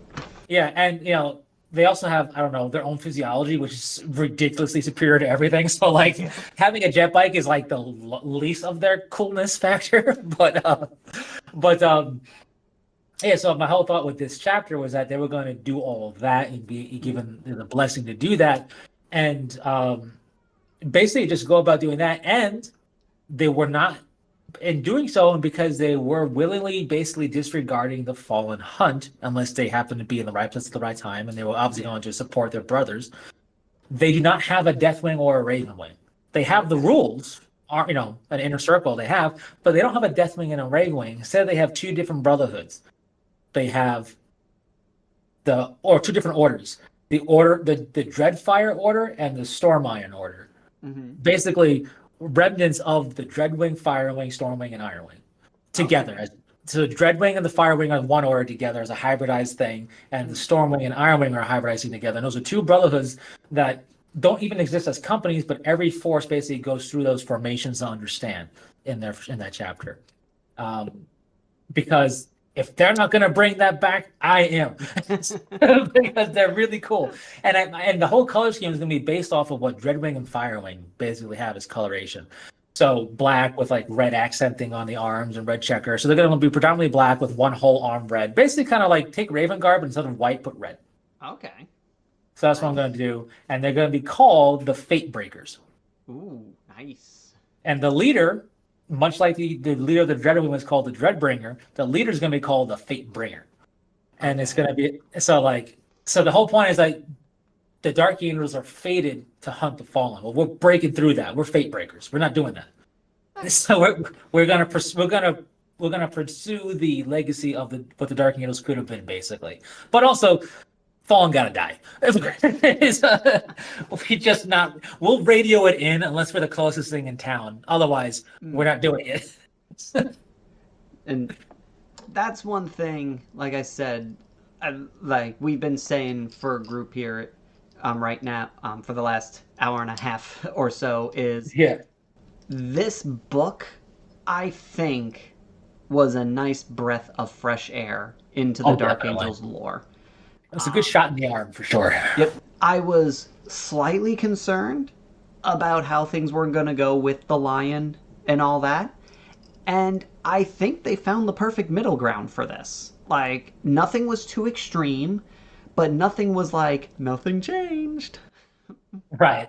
I feel like, and I don't know because I don't know who wrote what, where, when, and why. Yep. But I feel like when they did this, they went to Forge and the people who did book nine and because firstly, it's GW's IP. Forge is GW, so it's not like they're going to a third company, Yep. third party company. But like GW has to sign off on everything. So like the Legion novel of Forest Heresy, where we learned that Alfares and Omegon were twins, Mm-hmm. that was something the author thought would be a cool idea, and GW was like, "Yeah, totally. We actually had that idea years ago. We just never implemented it yet. Do it." But they had to sign off on it. Yep. So don't think that things are happening that GW isn't approving because they approve it all, Mm-hmm. basically. So I don't know who wrote the stuff for the Dark Angels in the Forge World book for book nine, but I feel like GW used them and picked their brains and did that to see how can we, without copying and pasting units and without doing certain things, because that was a huge breath of fresh air for the Dark Angels as a Yep. legion. Um, And and I think they did that. Well, here's 40K. You guys help us out so we can do that here in 40K without being the typical hunt the fallen because we've been sick of that and the player base is sick of that. So and I enjoyed very much how um, one thing that got me a little concerned is in the book War of Secrets, it was very much a, you know what, guys? I agree with the memes. And I like how in this book they do have like they talk about how they'll do stuff that's questionable when hunting the fallen, but they've dialed back the idea of people questioning their loyalty because yeah, of the things they do. Like before, like for anyone who's just diving into the Dark Angels, there were stories of the Dark Angels just abandoning planets and letting planets fall to chaos just to hunt down a fallen. And in this codex, there's a little bit of hinted towards that, but it's dialed back to a point where you're not sitting there going, so are these dudes chaos? In fact, the book opens up and makes it perfectly clear they are a loyalist chapter. And I right. think that was the one thing I was hoping this codex would do, and it did. And I think part of why they kind of went, you know what, we'll just let the memes be memes and do and seem like we're going with that is I think for a time, and this isn't just the Dark Angels, I think this is from some other forces as well. But the Dark Angels are the best example because of the close knit nature of their successors in them. Is that there was a time in GW, I think, again, a theory, that anything that the successors did, if they were not completely different from their parents, so that not mortar factors in the case of Ultramarines, but the Sons of Aurora, for example, to the Ultramarines, right? Mm. So in the case of the Dark Angels, anything that their successors did, particularly their second founding successors did, clearly the Dark Angels are doing. Yeah. And the Angels of Redemption are the chapter that will abandon their post and let a world fall to chaos and hunt the fallen. They're that ridiculously focused on it. Yep. Yeah, and it's not that they're disloyal. They just it's in their name, Angels of Redemption. They are obsessed with the hunt for the fallen above and beyond any other force. Not just there are some chapters that are obsessed with, let's say, hunting Cipher or killing Chaos. Yeah, No, this is because Disciples the of Caliban, disciples I of think. Caliban were the ones that are allegedly created to hunt down Cipher. Yeah, and then there are other ones that just want to kill all the chaos, which is great. The Right. Angels of Redemption want all the fallen dead and gone. Mm-hmm. So they have on numerous occasions abandoned a battle line and the whole planet fell because they're like, this fallen that way. Screw this, we're going for the fallen. Mm-hmm. And I think, and that's been a part of their lore since they've been a thing. And it's been accepted, and it's fine. But I think at some point, GW is like, well, the Angels Redemption do this. Clearly, the Dark Angels do it too because they are successors of the Dark Angels. Yeah. And then the Dark Angels were kind of implied to have done it when they've never done it to that degree in the lore, actually. Yeah. And then the memes got out of control. And even GW, I think, did some like Facebook posts and other social media posts where it's like, dudes, they're loyal. We've always said they're loyal. We own the IP. It's our IP. We never said they're not loyal. Like, what are you talking? And they finally, through other stuff, and with this book, I think was like, look, they're loyal. Mm-hmm. It's they're loyal, and the Ultramarines are loyal. But if and I'm using these terms not because this is true, because I don't think there are any heroes in 40k. It's all grim dark. But the Ultramarines are heroes, and the Dark Angels are anti-heroes. The Yes. Dark Angels do the right thing, but not necessarily in the right way. The Ultramarines do the right thing in the right way as often as they are capable of doing, to a fault almost, because that's their thing. They do it well. Mm-hmm. They will always be. That's why they get labeled as a Mary Sue. But if you actually read Ultramarine lore, they are not Mary Sue. but like they are the Superman. Yep. They're the Superman. They're Spider-Man, I guess, a little bit. The righteous up always do the right thing more or less. And in 40k, that doesn't mean a lot because it's No. Space Marines and it's 40k. But I'm just doing it as a generic comparison, Yep. where the Dark Angels are your anti-hero, and they're that because they'll do the right thing, they'll defend the worlds, but they're doing it their own way. And if you say do it this way, they will actually more so do it their own way out of spite. Like, heck, they are known to kill candidates that fail to become chosen for Space Marines, not because they're jerks, but they're like, you weaken the population. The population would be better without you. I am doing this for the good of the planet. Yeah, they are ridiculously marching to the beat of their own drum. Yep. And here's the thing: so are Space Wolves, Mm-hmm. right? As much, and the reason I bring them up, not because of the Lion and the Wolf, not because I'm also a Thousand Sons fan, Yep. but because the Space Wolves have a massively popular following for a rogue chapter. And Yep. I call them a rogue chapter not because they're disloyal, but because they very much do not operate within the structure of the Imperium. Yep. They're loyal to the Emperor and to the Imperium, but if you ask them, they're like, we're not, we do our own thing. Yep. And they do it their own thing in their own way. Like they were ready to go, they were ready to get annihilated by the Grey Knights because that's what would have happened. They were ready to get annihilated by the Grey Knights during the first War of Armageddon, Yep. right? Because they were standing up for what they believe in. They do what they believe in, and they don't do things the right way. Well, the And Dark Angels they're are the same thing. and they have been also, the Space Wolves also have attacked inquisitorial outposts to murder everybody. Yeah, and so it's just what flavor of that anti-hero concept do you like? Yep. For me, the Space Wolves are a little meh. Mm-hmm. I think the Lemon Rush, fantastic. Bjorn the Fell-Handed, really cool. Aspects of what the Space Wolves got is interesting. It's the whole package. I'm kind of like, yeah. Yep. As I always said, Bjorn and Russ are cool. The rest can just die in a fire for all I care. When you have things like Murder Fang and somebody signed off on that, you're in trouble. But Yeah. so you know, the Dark Angels are the other way to do that, and those aren't the only two forces either that do it like this, right? The Blood Angels are not necessarily I wouldn't call Blood Angels anti-heroes. I would call them tragic heroes because of the whole Black Yeah. Rage and Red Thirst. They are heroic just like the Ultrans would be. The problem is sometimes they got to drink the population they're defending. It's a thing.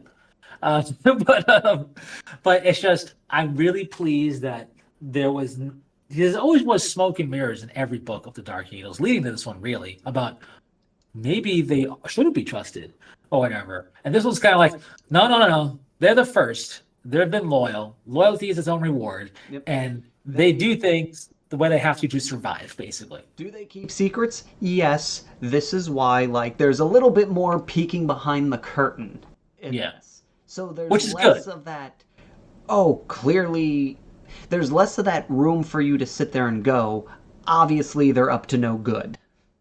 I think also they're understanding that we are omnipotent, omnipresent readers. Not that they don't Yep. understand that. I think they're trusting us to realize we are more now than in the past, Yep. right? In the past, they would go, they have victories untold, but everything's a secret. So we don't know anything about it. Yep. Now they go, they have victories untold, and everything's a secret. And here are some examples of those secrets. Yep.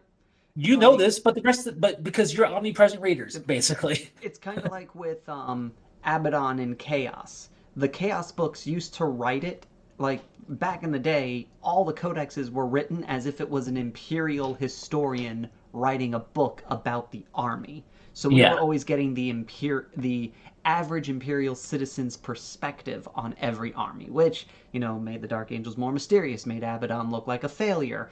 And it wasn't until recently where they're finally going, you know what? We should probably tell the reader some of the stuff so they get a clear, grasping understanding of what's going on. Yeah, I'm surprised how long they've been doing it through the Imperium perspective, more or less. Yep. Like every codex has been that way, and that's why some stuff that shouldn't. Some in some cases, like with the Tau and the Eldar, you were left scratching your head, going, "I don't understand what they're getting at Yep. because of the way it's written." Now you're like, "Oh, I get it." Yep. Um, I think it's finally come clear that they can't. That idea is clever and fluffy, but it's bad for a book that's supposed to give you information. Yeah, and I think like we said earlier, the readers would always go, "How could the lion give the stuff to the Perturbo?" Yep. Clearly, he's a traitor, and obviously, in the realm of the setting and the narrative, nobody knew that yet. Yep. And I think that kind of reasoning was maybe more so why they wrote the way they wrote in the earlier days. Mm-hmm. But I think they're understanding that, and I think people are having a better understanding of going, no, no, no, no, no. We need to know this stuff so we know why some force is so mysterious, so devious, so powerful, whatever it is, right? We need a little bit more context. Azadai is ridiculously scary. Why? Oh, Yep. here it is. Belial's a ridiculously good, really ridiculously cool fighter. Here's why. Type of Yep. deal. And it also helps with people picking armies. Yes. Like when you read the Dark Angels in the older codexes, like I said, they were constantly kind of a little chaosy in some of the stuff they talked about. So someone reading their book would be like, "Oh, these guys seem a little like bad guy. Yeah, I guess. We don't do that here, but Yeah. they're a little bad guy. I don't want to play them. I want to play good guys." Yeah. And now you're getting that information like, okay, they do a few things that are a little iffy, but they are good guys. So they might be something I want to read about and learn more about. Like Yeah. giving you more Exactly. information to make a more informed opinion on if this is the army for you. Right. Which is what a codex or a codex supplement is should be doing, Yep. and they. It's not like they never did that. It's just that now they are doing it in a way where Yep. more on the fence people won't be on the fence Yeah, anymore like for example, because like if you gave somebody the older codexes for Chaos, a lot of them would probably not want to play Black Legion because, like, why do I want to play an army where their leader lost 13 wars? yeah, somebody in other words, your leader did. But also, why would I want to play spiky black armored version of Ultramarines or something like? Because they were because they comprised like they had no real specialty in a lot of the older books because they were the biggest of the chaos forces. They Yep. encompassed everything, and people might have been like, "Well, that seems rather boring." Yeah. For the same reason why people might want not do Ultramarines without looking further into them. Um, and it's the same thing why you know even not just picking a codex, but maybe also why would I play Dark Angels over Angels of Vengeance or over Angels of Absolution or Yeah. whatever? Oh, these guys sound pretty cool. And everything implied here, obviously outside of special character information, because they don't have Azrael, they have their own version. But Mm-hmm. like everything is so tight knit that everything I read about the Dark Angels applies here, pretty Yeah. much. Cool. These guys have a different take, right? Like that's very helpful for people. The thing is, in some of the older Dark Angel books, you got all that mystery and then a little blur about the successor where you're like, does it apply? Does it not apply? Cool. And that now you don't have that. I just think that I just feel like there is a balancing act, of course. Mm-hmm. You do need a little bit of intrigue in a force, and I think they. I don't. I'm not going to say they nailed it perfectly, but I think they're in the good spot. Like I don't. Yeah. I think if anything, somebody could say there's a little bit of more mystery than information, but I think it's a good amount, right? Because one thing that GW has said a lot with their game, and not just Space Marines and Dark Angels, but in general, is they still believe in the idea of leaving up to you to make interpretations for some forces and to decide, you know what? I want to play Dark Angel rules, but I want to, like me, make the Fate Breakers. Or Yep. I want to play Chaos, but I don't want to play any of the Legions or any of the war bands that I know about. I want to play, I don't know, you know, Void Tornadoes. I don't know, making up a name, or whatever it is. Or like, I don't want to play any of the Tau Steps. I want to play Sep Noisy Boy. Like, and you can do that. That's what I really, and to kind of bring it to like why I got involved in 40K and liked getting involved in 40K.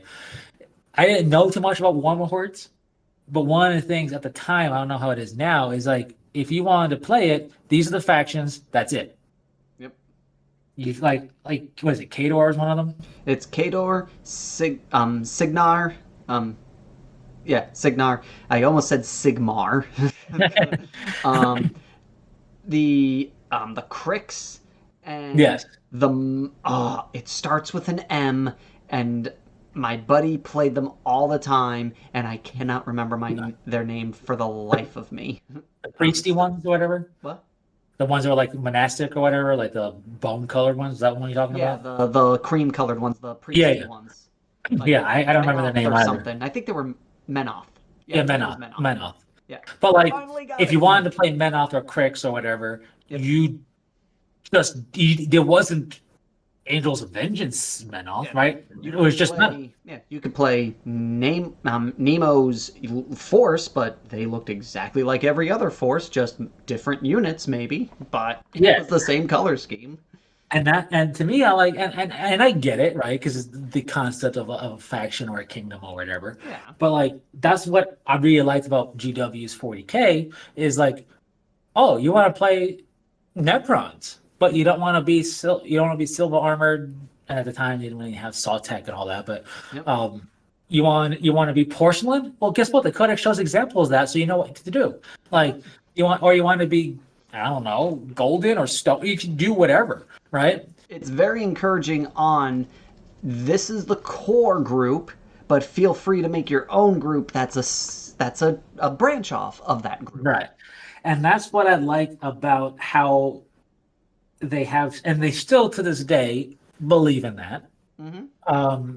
It's a little different now, granted, Yes. because it's more like in the rules now than just paying whatever color, call it a day. Although if you're playing against me, pay whatever color, call it a day. If you want to have Azrael in your force, but you're playing some different chapter entirely, and you just you customize, or even you know Yeah. you made your own version of Azrael and painted it out. I'm not gonna be like, technically that's a dark. I don't care. No, I don't I care. mean, I still firmly believe in this counts as my version of X.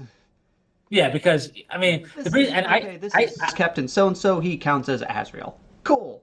no problem with that. Technically, the way the rules are, it's not allowed anymore, quote unquote. But I don't really care because what special advantage are you getting? You're not. It's not like he's suddenly better now because he's a Count S version. It's the same not like he dude. gets something better because he's now an Angel of Absolution. It's the same rule set.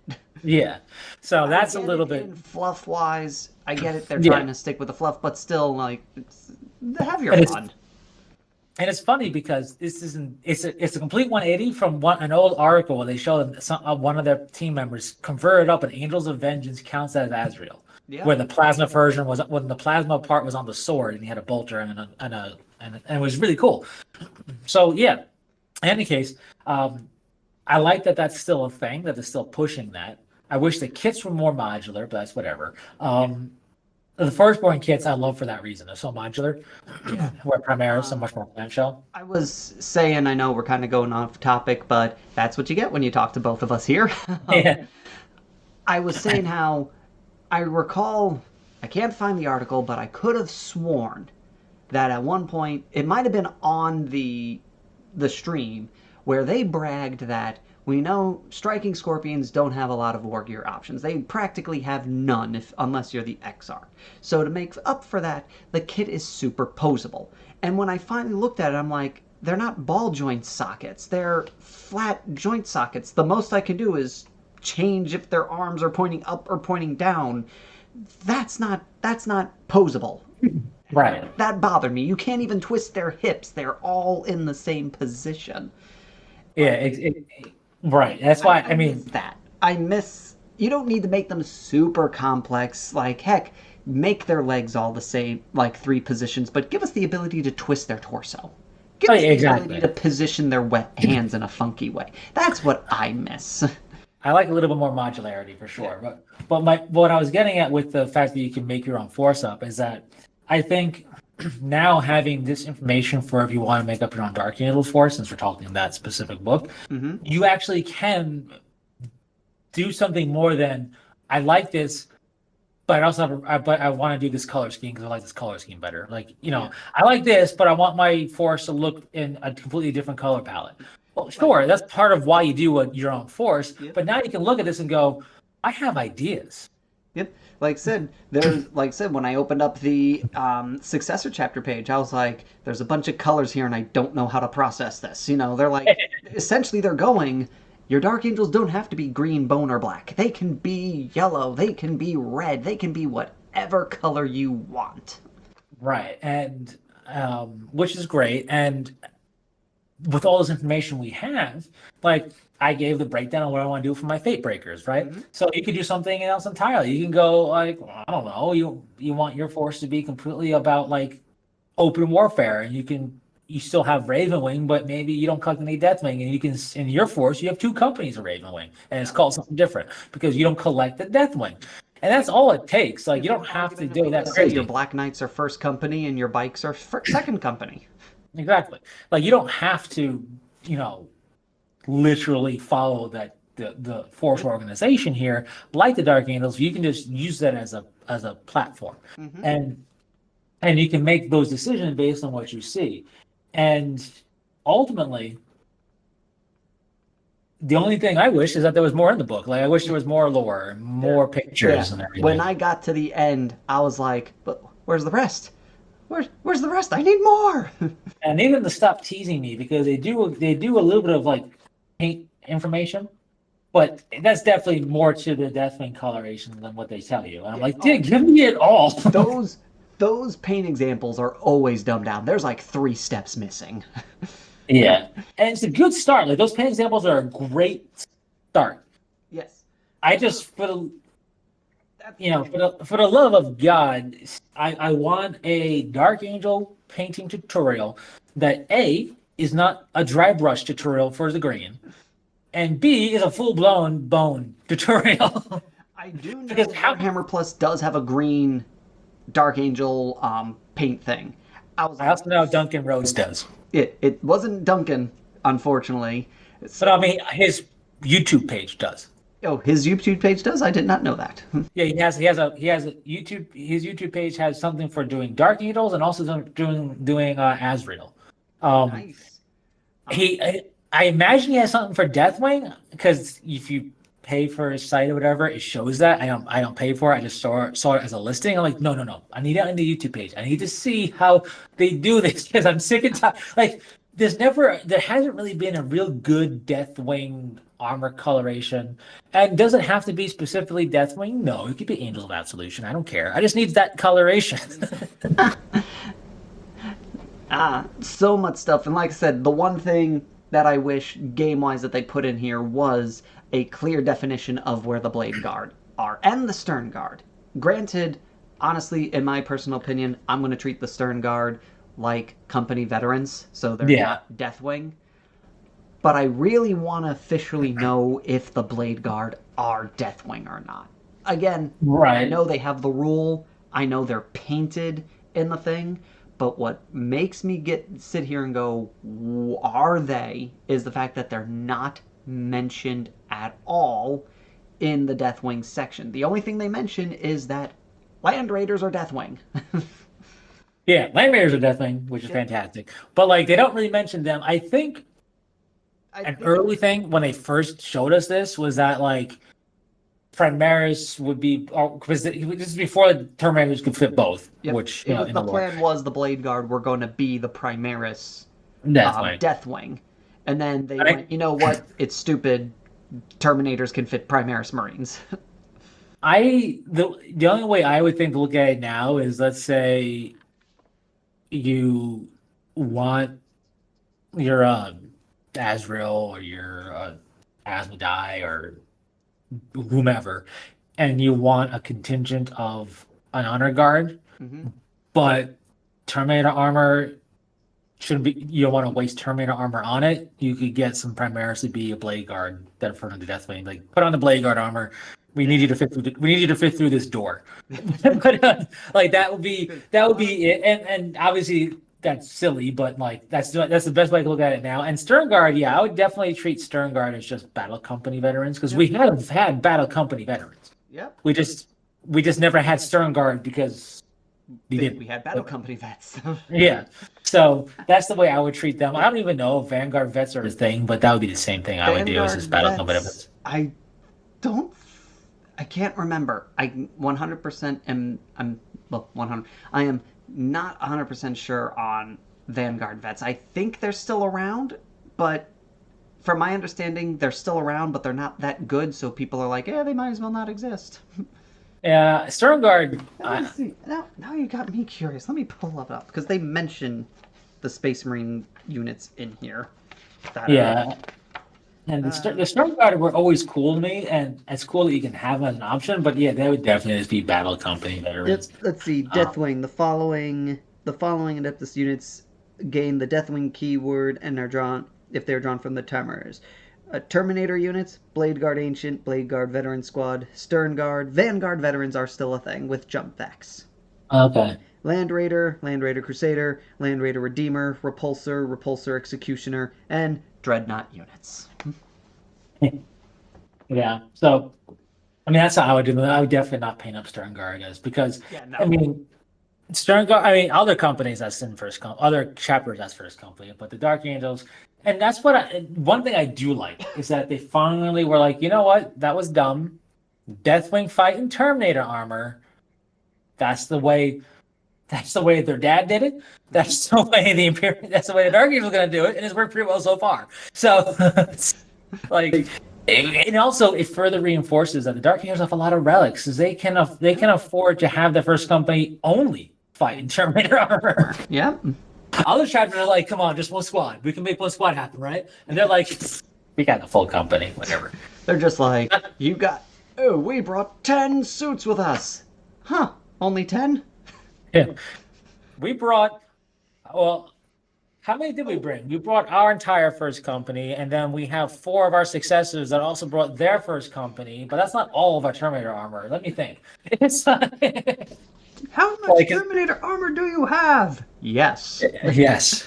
Because yeah, every successor that has Terminator armor in it, which is pretty much every successor that they've written up, has a full suit, a full company of Terminators. I do also like how the Codex brings up the fact that the Dark Angels were one of the only ones that were crazy enough to put a Terminator Homer on a bike. Yeah, they're like, you know, it'd be great if this thing careened through the battlefield and then they teleported it in. That's just, you know what I really want?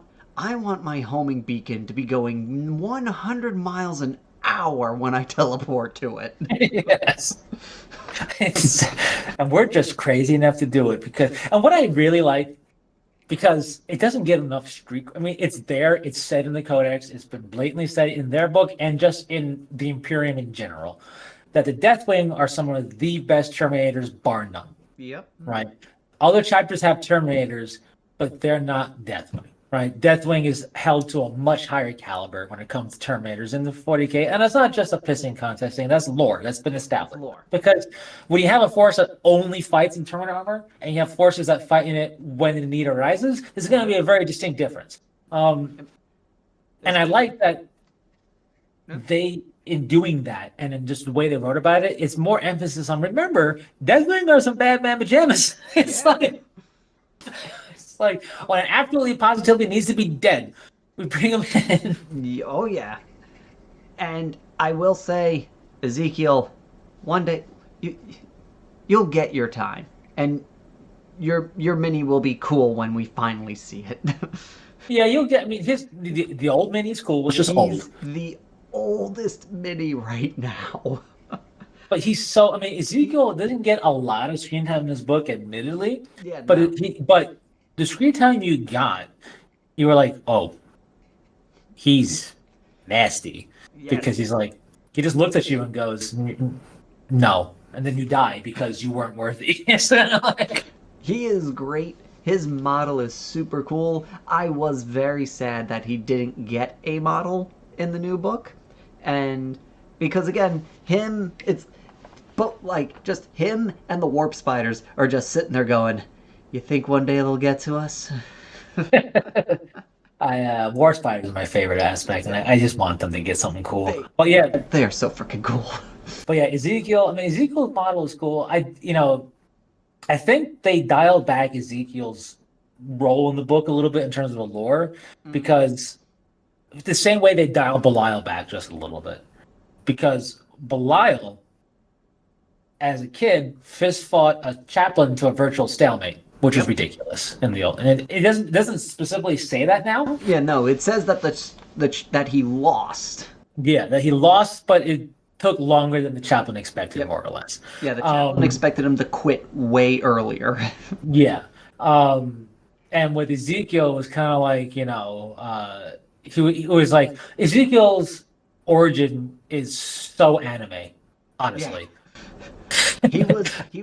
He was kicked out of the clan because of his witch mind, and then a dude showed up and sensed his presence miles away and was like, "That is a strong presence there. I need to find out who this is."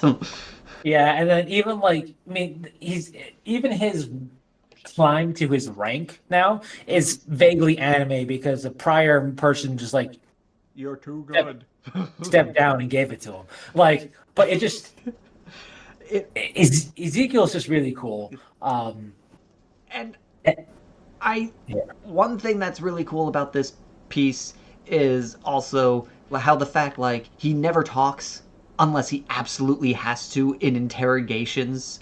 yeah. Like unless you're Azriel or one of the other named characters, he has no time to talk to you. Yeah. It's like, I have so much to do right now. I don't even know your name. And I'm a person who can know your name just by looking at you, but I don't have the time to do that. So it's just like, but that they really made Ezekiel feel really sinister, like he should, Yep. and the gravitas behind it, and even like his book, because we know all about that and like the importance of all that. They did a good job. Mhm. Um, I also really like that Asmodai was handled. I mean, he hasn't been handled any differently, to be honest with you. It's just the way they put it forth gives him the street cred he deserves of Cass being like, huh, that's an I, interrogating chaplain. Who is it? I think it's Asmodai. We gotta go. We gotta go now. It's like, it's all right. Okay, I either shoot you now or we run away because that guy's here.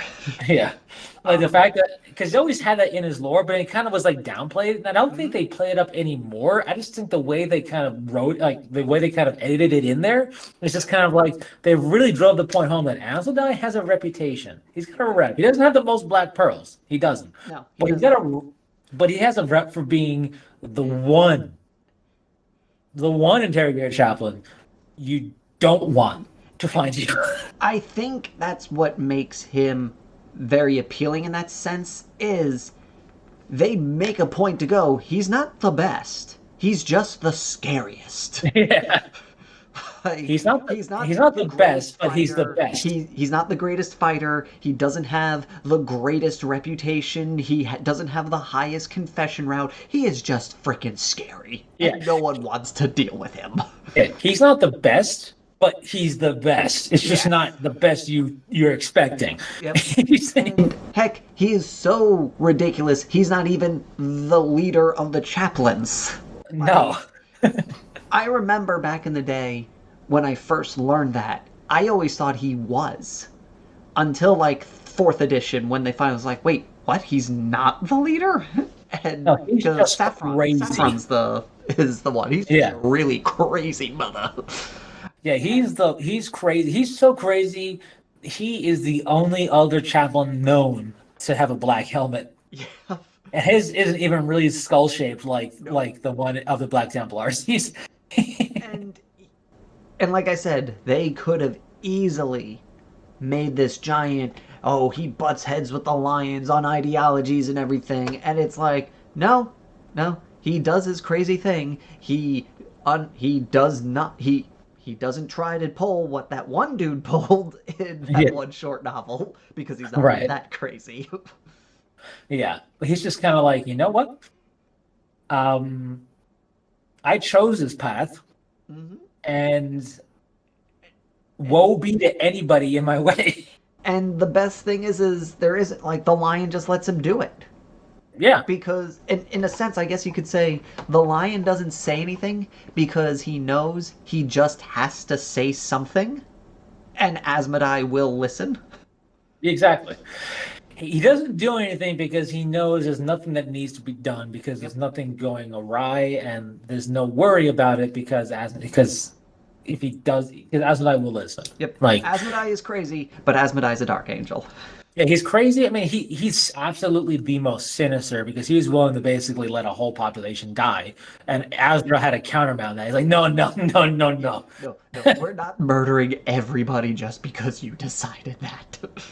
In fact, why don't you go be in charge of the recruits? And I'm sure if Belial was there, he'd be like, you, sir, you sure? Yep. You sure you want Asmodai I with the recruits? What I loved about that bit was how it was set up. It's Asmodai went, he's going to control the scouts. That'll teach him a lesson.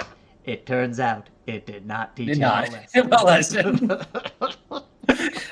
It turned out it reinforces conviction. and I, um, and they even made a better version of him, like condemning a whole company to silence except for battle chants, except for yeah. battle talk. Because, like, yeah, it seems silly. Like, you're laughing, how dare you? But it also, like, it made it reinforced his tone, where he's Yep. not like you're laughing, no laughter. He's like, we have a job to do.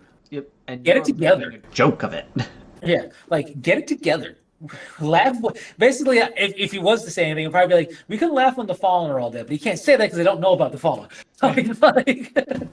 I also was a little surprised Lazarus didn't get more. Um, I was expecting him to get a full page, and I was surprised he didn't. Yeah, he didn't really get that much, really But I at guess though all. they were figuring since he's got a novel out now, which I'm reading right now. I guess they were like, yeah, he's got a novel. He doesn't need a whole page in the book. Yeah, and to be honest, they got it pretty much on point. He's a Yeah. Primaris. He's all business until he faces an enemy witch, and he goes absolutely bonkers Then he goes Black Templar on her. because, well, he had a bad experience. A So, very bad experience. yeah, so he goes a little crazy when he encounters that. Yep. But also, I think between that and the fact that, like, well, um, we basically made Lazarus, not didn't make him up, but we wanted to make a Primaris company master model, and we needed a justification for that apparently. So we made it Lazarus too, and Hmm. therefore he's kind of basic. You know what I mean? Yep. Like he's not like a Belial or a Samuel. He doesn't. He's got a cool sword, Yep. but that's about it. Which is nice. Like his whole shtick is I'm the first Primaris in the inner circle. Yeah. But it's not like he has this extremely long history of epic battles and such. Like his legend is still needs time to grow. Yeah, it And was more so like I got really hurt, needed the Primaris to live, yep, and here I am. yep. And it was a nice. It is like as like it was nice to just see like he wasn't this super epic character. Which, like I said, I was expecting. I was expecting a full page of him, and I was like, huh, that's weird. He doesn't have that. One thing that I wasn't expecting, I had a little bit of was hoping, and it didn't happen, and it's fine because it has been a long, long time. Mm. I would have loved not that because he's dead, but the name of Naaman to live on and have a special character Mm. scout again. Naaman. R.I.P. Naaman. Yeah. And like the idea behind it, a little bit, it became like, names, when you become a Dark Angel, you take up a name. Yep. So I think it would be really cool to have the name of Naaman come back as a Scout Sergeant special character or something, just to be like, he's, whoever, or the Scout Master, right? Yeah. Whoever leads the Scout company, because he wasn't a leader, he was the sergeant or whatever, but he was really really good. Yep. So like it'd be kind of cool to get a special character scout, the 10th company master, who's in scout armor, who takes up the title and mantle of Naaman. Hmm. Just embellish that name a bit and Yep. bring it back because dang it, we had a special character scout before the Ultramarines. So Yes. We had them first. yeah. So But and yeah, that and I think and that's the only thing. There's like no mentioning of Naaman at yeah, all. Which, to be fair, he's dead, he is right? And dead. it's been a while. Just kind Yep. of like as much as I like Taicho as a character, he's dead. We should move on. Yes. So, But they could have at least mentioned him in Belial's bit because he is the reason Belial knew the orcs were coming. yeah. Oh yeah, for sure. It's just Ah, I do like that they mentioned the Catalyst Harbor thing because that yep. novel was great. That is a good book.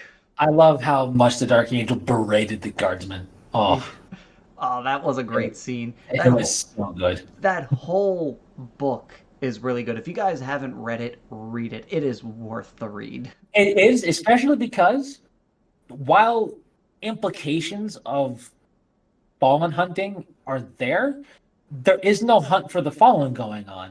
But None. there's certain character names that are a callback to certain books Yep. that hunted the fallen, like the chaplain Yep. and whatever else. But by and large, and certain things about why certain formations exist or what the Raven Wing really are supposed to be doing and whatnot, like there's just enough of you get a sense that the book is like, yeah, the Raven Wing, it's just not just a fancy name. They hunt fallen, but we they hunt fallen, but that's not what this is about right now, right? This is about defending against orcs, and it doesn't get in the way at all. You just get a little bit of extra little pizzazz that doesn't really get in the way at all. You might even miss it if you're new to those characters and everything else. Yep. And it's just a really good showcase of the Dark Angels doing something other than hunting the fallen. It's just That was also actually that now that you bring it up, one thing that was kind of interesting was they used to say in the old books that they the Dark Angels discourage curiosity and the whatnot because they don't want them poking around, finding out what's going on. But then you have the Ravenwing novel where one of the reasons why the main character became a Ravenwing was because he asked, "How did the lion die?" And one of my buddies, was talking about how that's so stupid. Why'd they make him a Ravenwing? They're supposed to discourage curiosity. This guy's walking around asking why the lion died. That should have been an immediate, oh, he can't do anything. I was like, I don't think asking how their Primarch died counts as something they don't want them trying to find. yeah. And I wouldn't even really say that they discourage curiosity. They discourage sticking your nose in where it doesn't Yeah, they belong. they essentially it's less a they don't want them asking questions. They don't want it where when they're pursuing someone they go, "Hold back, the Ravenwing are taking over," and they're like, "Why? We're right here." Like Yeah. that's the thing they don't want. Yeah. They want you to remember the chapter is all that matters, is a big part of it. Like, Yep. technically, that's every chapter, but it's specifically brought up with the Dark Angels of when you become a Dark Angel, your prior life is dead. Yep. You are purely a Dark Angel, as is should be for every other chapter in existence, but it's specifically called out for the Dark Angels. In fact, Yep. so much so you take a new name. Yep. Like, he wasn't born Azrael. That's the name he took when he became a Dark Angel Scout. Like, that's what happens, basically. Yep. Um, so, that in that regard, they just want you, know your role. Yep. Doesn't mean don't take initiative. Doesn't mean don't ask questions. It just means when the orders are given, you follow your orders. Yes. And you don't question it. You do what you're Yeah. told. Also, purging Catalyst Harbor. This is back when Belial was company master of Third Company, so he wasn't in Terminator armor at the time. Yeah. No. Uh, And he went up against Gazgul Tharaka and went, "I got this." and he lived. That's the He important did. part. Um, which you can find out actually more about that fight in the what's the name of Accept No Failure, which is a great little short story that happens between Ravenwing and Master of Sanctity. Really also recommend that. as well, but it's little whiffy because they pronounce Belial's name Belial. Yeah, Belial, Because which is that's technically a way to pronounce yeah, it, but it's the Latin angel name yeah, for Lucifer, but if you read Lore Master, it's Belial. It's not yeah. Belial, Belial. Boo! Look what I just did. Belial and Belial are like there's different, just like Gabriel. Yep. If you wanted to say Gabriel in like the more authentic Arabic way, it'd be Jibril. Really? Yeah, Jibril. Or Jabri- I can't do the R roll on the microphone roll, but Jabril. Jibril. Yeah, Jibril is Gabriel. So, but nobody calls Interesting. Gabriel Angelos Jibril Angelos. So, I mean, like, it's for that character. So it's not. There's the more authentic way, and then there's everybody pronounces it this way. Yep. It's like, There's the intent, and then there's the inspiration, and yeah, his inspiration is Belial, but it's Belial. yeah, Just um, like they also call in that book, and it always threw me off because it's really quick, and I'm not sure who they're talking about, but they pronounce Samuel as Samael. It's yeah, like, wait, what? Who yes, are you talking yeah. about? Samuel, Samuel. Yeah, it's again another name for you know Yep, the same thing. yeah, which is very funny when you consider the Dark Angels. But Yep. a lot of their names are of fallen angels, which is Yep. funny. But anyways, but uh, but yeah, Sidebar. it's except for Azrael. I mean, Oh, obviously and he's the angel of death. I don't know about you, but it is weird reading this book and having the line referred to as L. Johnson for me. Yeah, he is. I always refer to him as the Lion. Yeah, every time in the book they go L. Johnson, I'm like, it's the lion. Yeah, It's Lionel Johnson or the lion. yeah, yeah. I don't know if it's more correct to say L. Johnson, but it's the Lion. I mean, I he's think they do it primarily because it sounds a little less silly using the word the as part of his name. yeah. So I get it, but it still sounds weird. Yeah. It's and you know it's just one of those things, I guess. Also, it's also a little weird Yep. just to be reading about the lion in a 40K codex as Mm-hmm. anything more than a myth and legend from when he used to exist because it's been so long and it's been something that's been wanted for such a long time amongst Archangel fans because we knew he wasn't dead, Yep, we but knew where he was. We knew what was going on. We were just like, and the big thing also I like that they kept as a mystery is his whole opinion on Luther. yeah, For the longest time, we've had Luther swearing up and down the lion's gonna forgive him and everything's gonna be okay. And in this book, they were like, nobody knows what his opinion on Luthor is because the lion will not tell anybody what his opinion is. And yeah, I love that. There's no. You can make up your own assumptions, is Luther's prediction right? Because he hasn't been wrong yet when he predicts something. But is he right this time? Because it is the lion. And in Sons of the Forest, it is heavily implied in that point that at that point in that state of the game, he is going, no, those who so I'm giving the opportunity for redemption unless the names are following Luthor, um, oh, what's his name, Astelin, and that what's that one dude everybody likes again? Zahariel. Zahariel, that's his name. Those three right there are immediately on his short list of no. All right, and it could I still subscribe to the idea that Luther is right, but the result is not what's to be is not what either A he's thinking or B what the player base is thinking if Luther is right.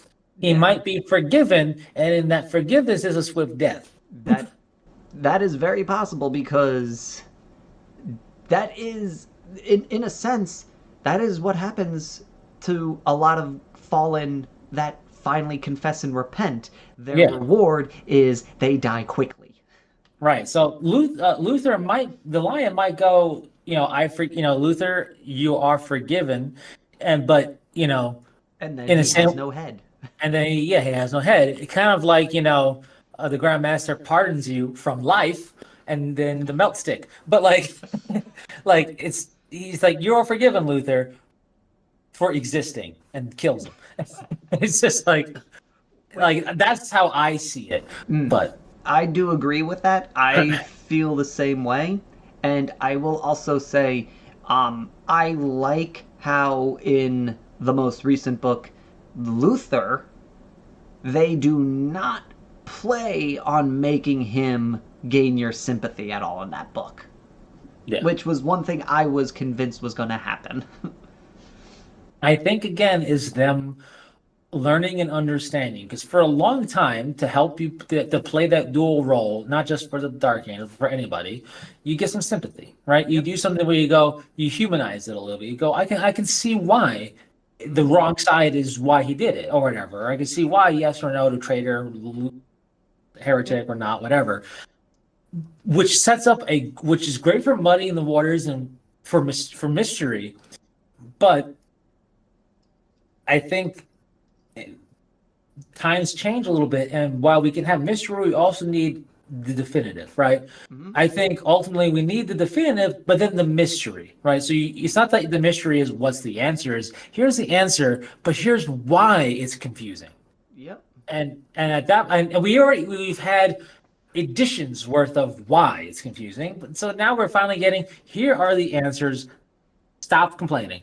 It's like, so that's good. It's just I don't know their plans, right? Nobody does. Nobody does. But I don't think they do half the time. But and whether it's Dark Angels, whether it's Space Wolves, Ultramarines, Necrons, whatever, because you and I and everybody else buy the models and the rules and are fans of it, doesn't mean we own it, right? It's Mm-hmm. their IP. They set up the tone and the rules and the expectations. So when they tell you a force is loyal, Mm-hmm. they are to be presumed loyal until they decide to tell you otherwise. And when they never tell you otherwise and just reinforce it, then it's a certain way. Or if they say something is, um, abominable intelligence or soulless robot undead things for reasons X, Y, and Z. That is how it is. Like the Necrons are a great example. When they got retconned basically in fifth ed to have some personality, so they weren't completely boring for people to try and collect, because unless you like that, and you still could do collect it for that reason, they had nothing going for them to draw you in other than they were robotic, right? It Their was whole like shtick was is before. Do you like the Terminator? yeah, that was the whole shtick. So they actually gave it, compelling and cool personality and the Silent King and all that Mm-hmm. jazz. Um, and some people were like, "This isn't the Necrons." It's like, no, actually, it is. Whatever the Necrons were doesn't matter anymore. This is what they are, and this is how they will be. This And is it.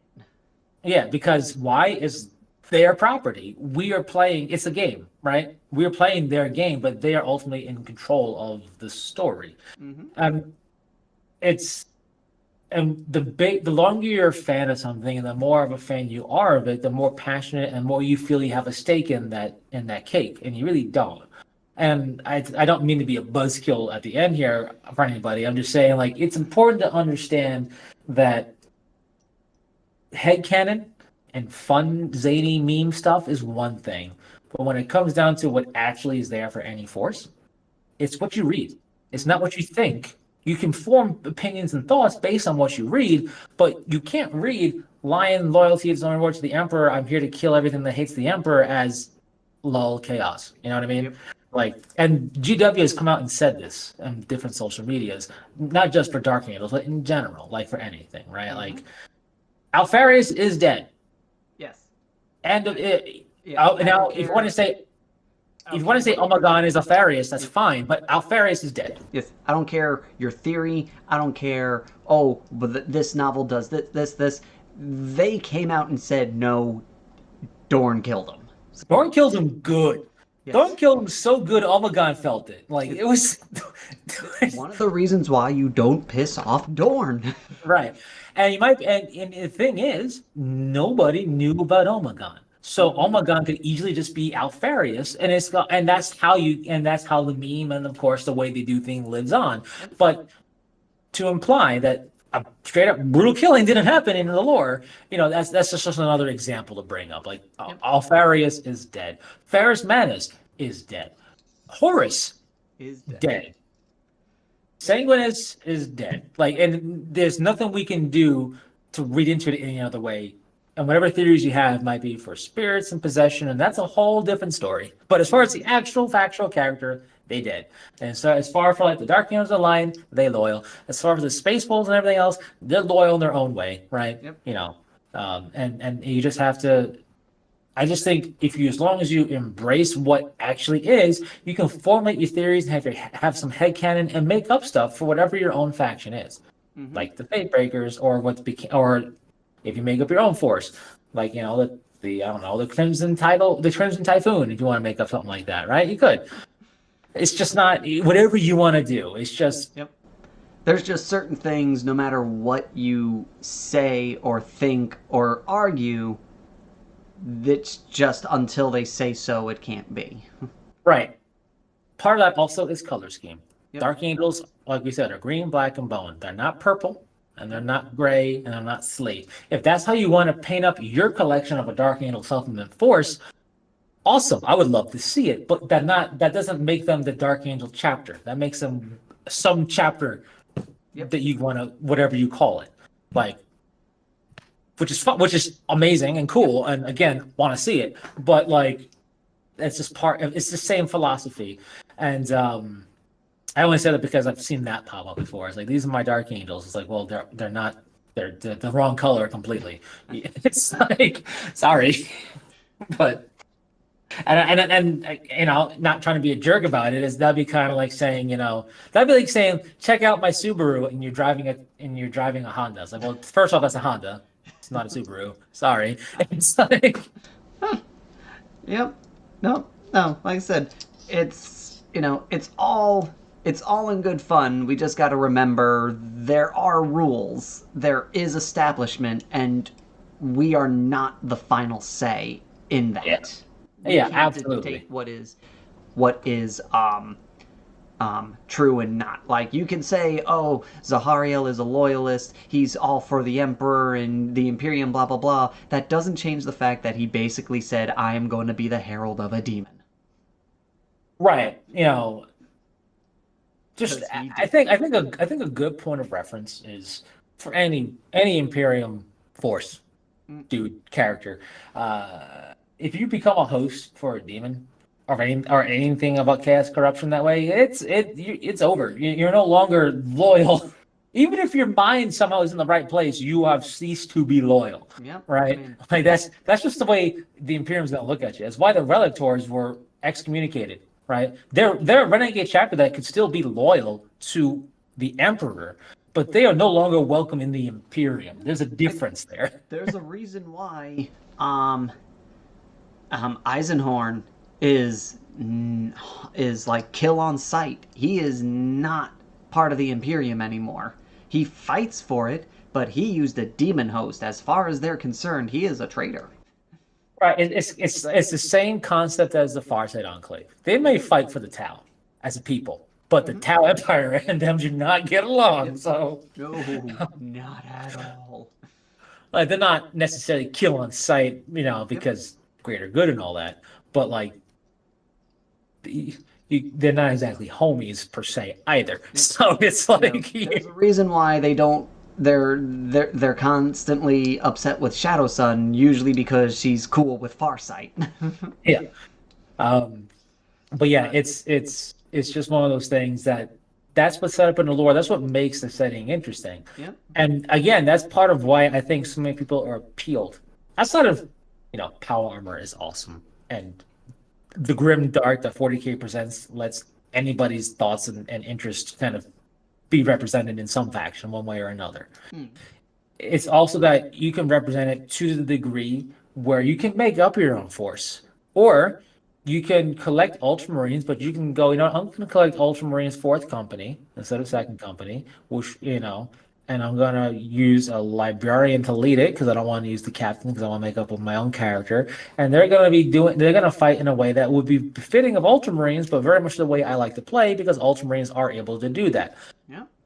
You can go as subtle or as far fetched as your own chapter or your own set or whatever, and that's what's really cool about the setting. You just always my personal recommendation, because I can't make it a rule because I don't own the IP, is grounded, right? Like my Fate Breaker concept, I only bring back because I just talked about it.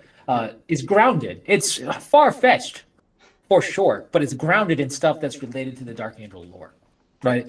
It's not like I went and then they developed, a Dyson sphere. No, I didn't do that. Like it's all grounded.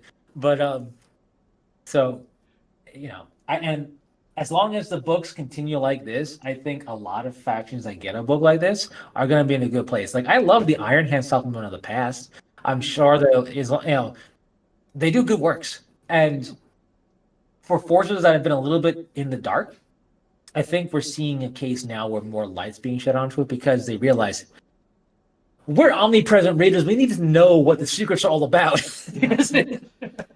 No, they're definitely, I think, a step up from where they used to be with a lot of these old codexes, especially again with the Dark Angels, because like I say, they're moving forward with the lore, which I think is helping a lot, and they're pushing away from certain concepts that they realize were memeable, and going back to we gotta reestablish what the army is about, and I feel like this new codex does that. And And they're incorporating the latest novelizations of stuff in the right way. It's not yep, just copy and paste, and it's not expecting you to have read everything, but yep, the way it references it, if you did read, great. If not, you're not lost. no, You're just not going to get the super Easter egg, right? That is reading it, and which is great because sometimes you wonder, well, what's this in like is the novel and the codex and the rules like mm-hmm. what's the canonicity, right? Yep, You kind of wonder. And the fact that they kind of reference more of that, I think helps people who go, oh, okay, I read that. I understand this. This is cool. And that is, I think, really cool because sometimes in some of the older books, you're like, well, what is this in face of, or is this like I need I need a pamphlet. I need to figure it out. It's like, yep, oh, definitely. And yeah. so looking at it, we've been talking for quite a while. Well, Like, it's the first. They have yes. 10,000 years Oh, of it, history to go over. It's going to take a it is little the bit. first. This is a subject we could talk for hours about, which proven in this video. Yeah, take that, people. Let me know in the comments what you were painting when you listened to this whole epicness, because you hopefully made some progress. Yes, hopefully. And let us know also your thoughts on the book, where the lore's going, how they've incorporated the new changes to it, and if you want, give your ten cents on are the Blade Guard Deathwing or are they just company vet like status? So what would you think about it? Because I really want to know because I can't make a decision. Yeah, and we don't mean Deathwing as in having the rules. We mean Deathwing as in the lore. Yeah, are they first company? Are they part of the first company or not? Because like I said, the book tells us one thing, but it's not a full concrete answer. I wouldn't mind it, honestly, only because, No. like, as much as they fight in Terminator armor, I get that. Sometimes you just can't fit that in the room you're standing in for like a delegation. But like, also, I mean, yes, I do prefer them to be purely Terminators in First Yes. Company, but it also goes to the same concept of like, well, why can't my company master take this weapon? He leads the company. You telling me the armory is going? No, he can't have that. No, he knows how to use it. That's why whatever. But like that, Like sometimes they're just, also you kind of as cool it is to have these really hulking dudes towering behind you, it looks a little silly when they're in front of you and you're like, "Hello, I'm the leader." hello, can you see me? It's like, Excuse me. Much better. Now you can see me. So, yeah. alrighty. Now, thank you guys all for watching. If you haven't yet, click that subscribe button and hit that little bell icon. That way you know when more of these videos pop out. And said, If you liked what you see, give that like button a hit. We'd really do appreciate it. And The more likes and subscribes happen, the more on target we'll be with timing. and so, thank you all for watching, and until next time, Fearless Gamers, take care. Peace.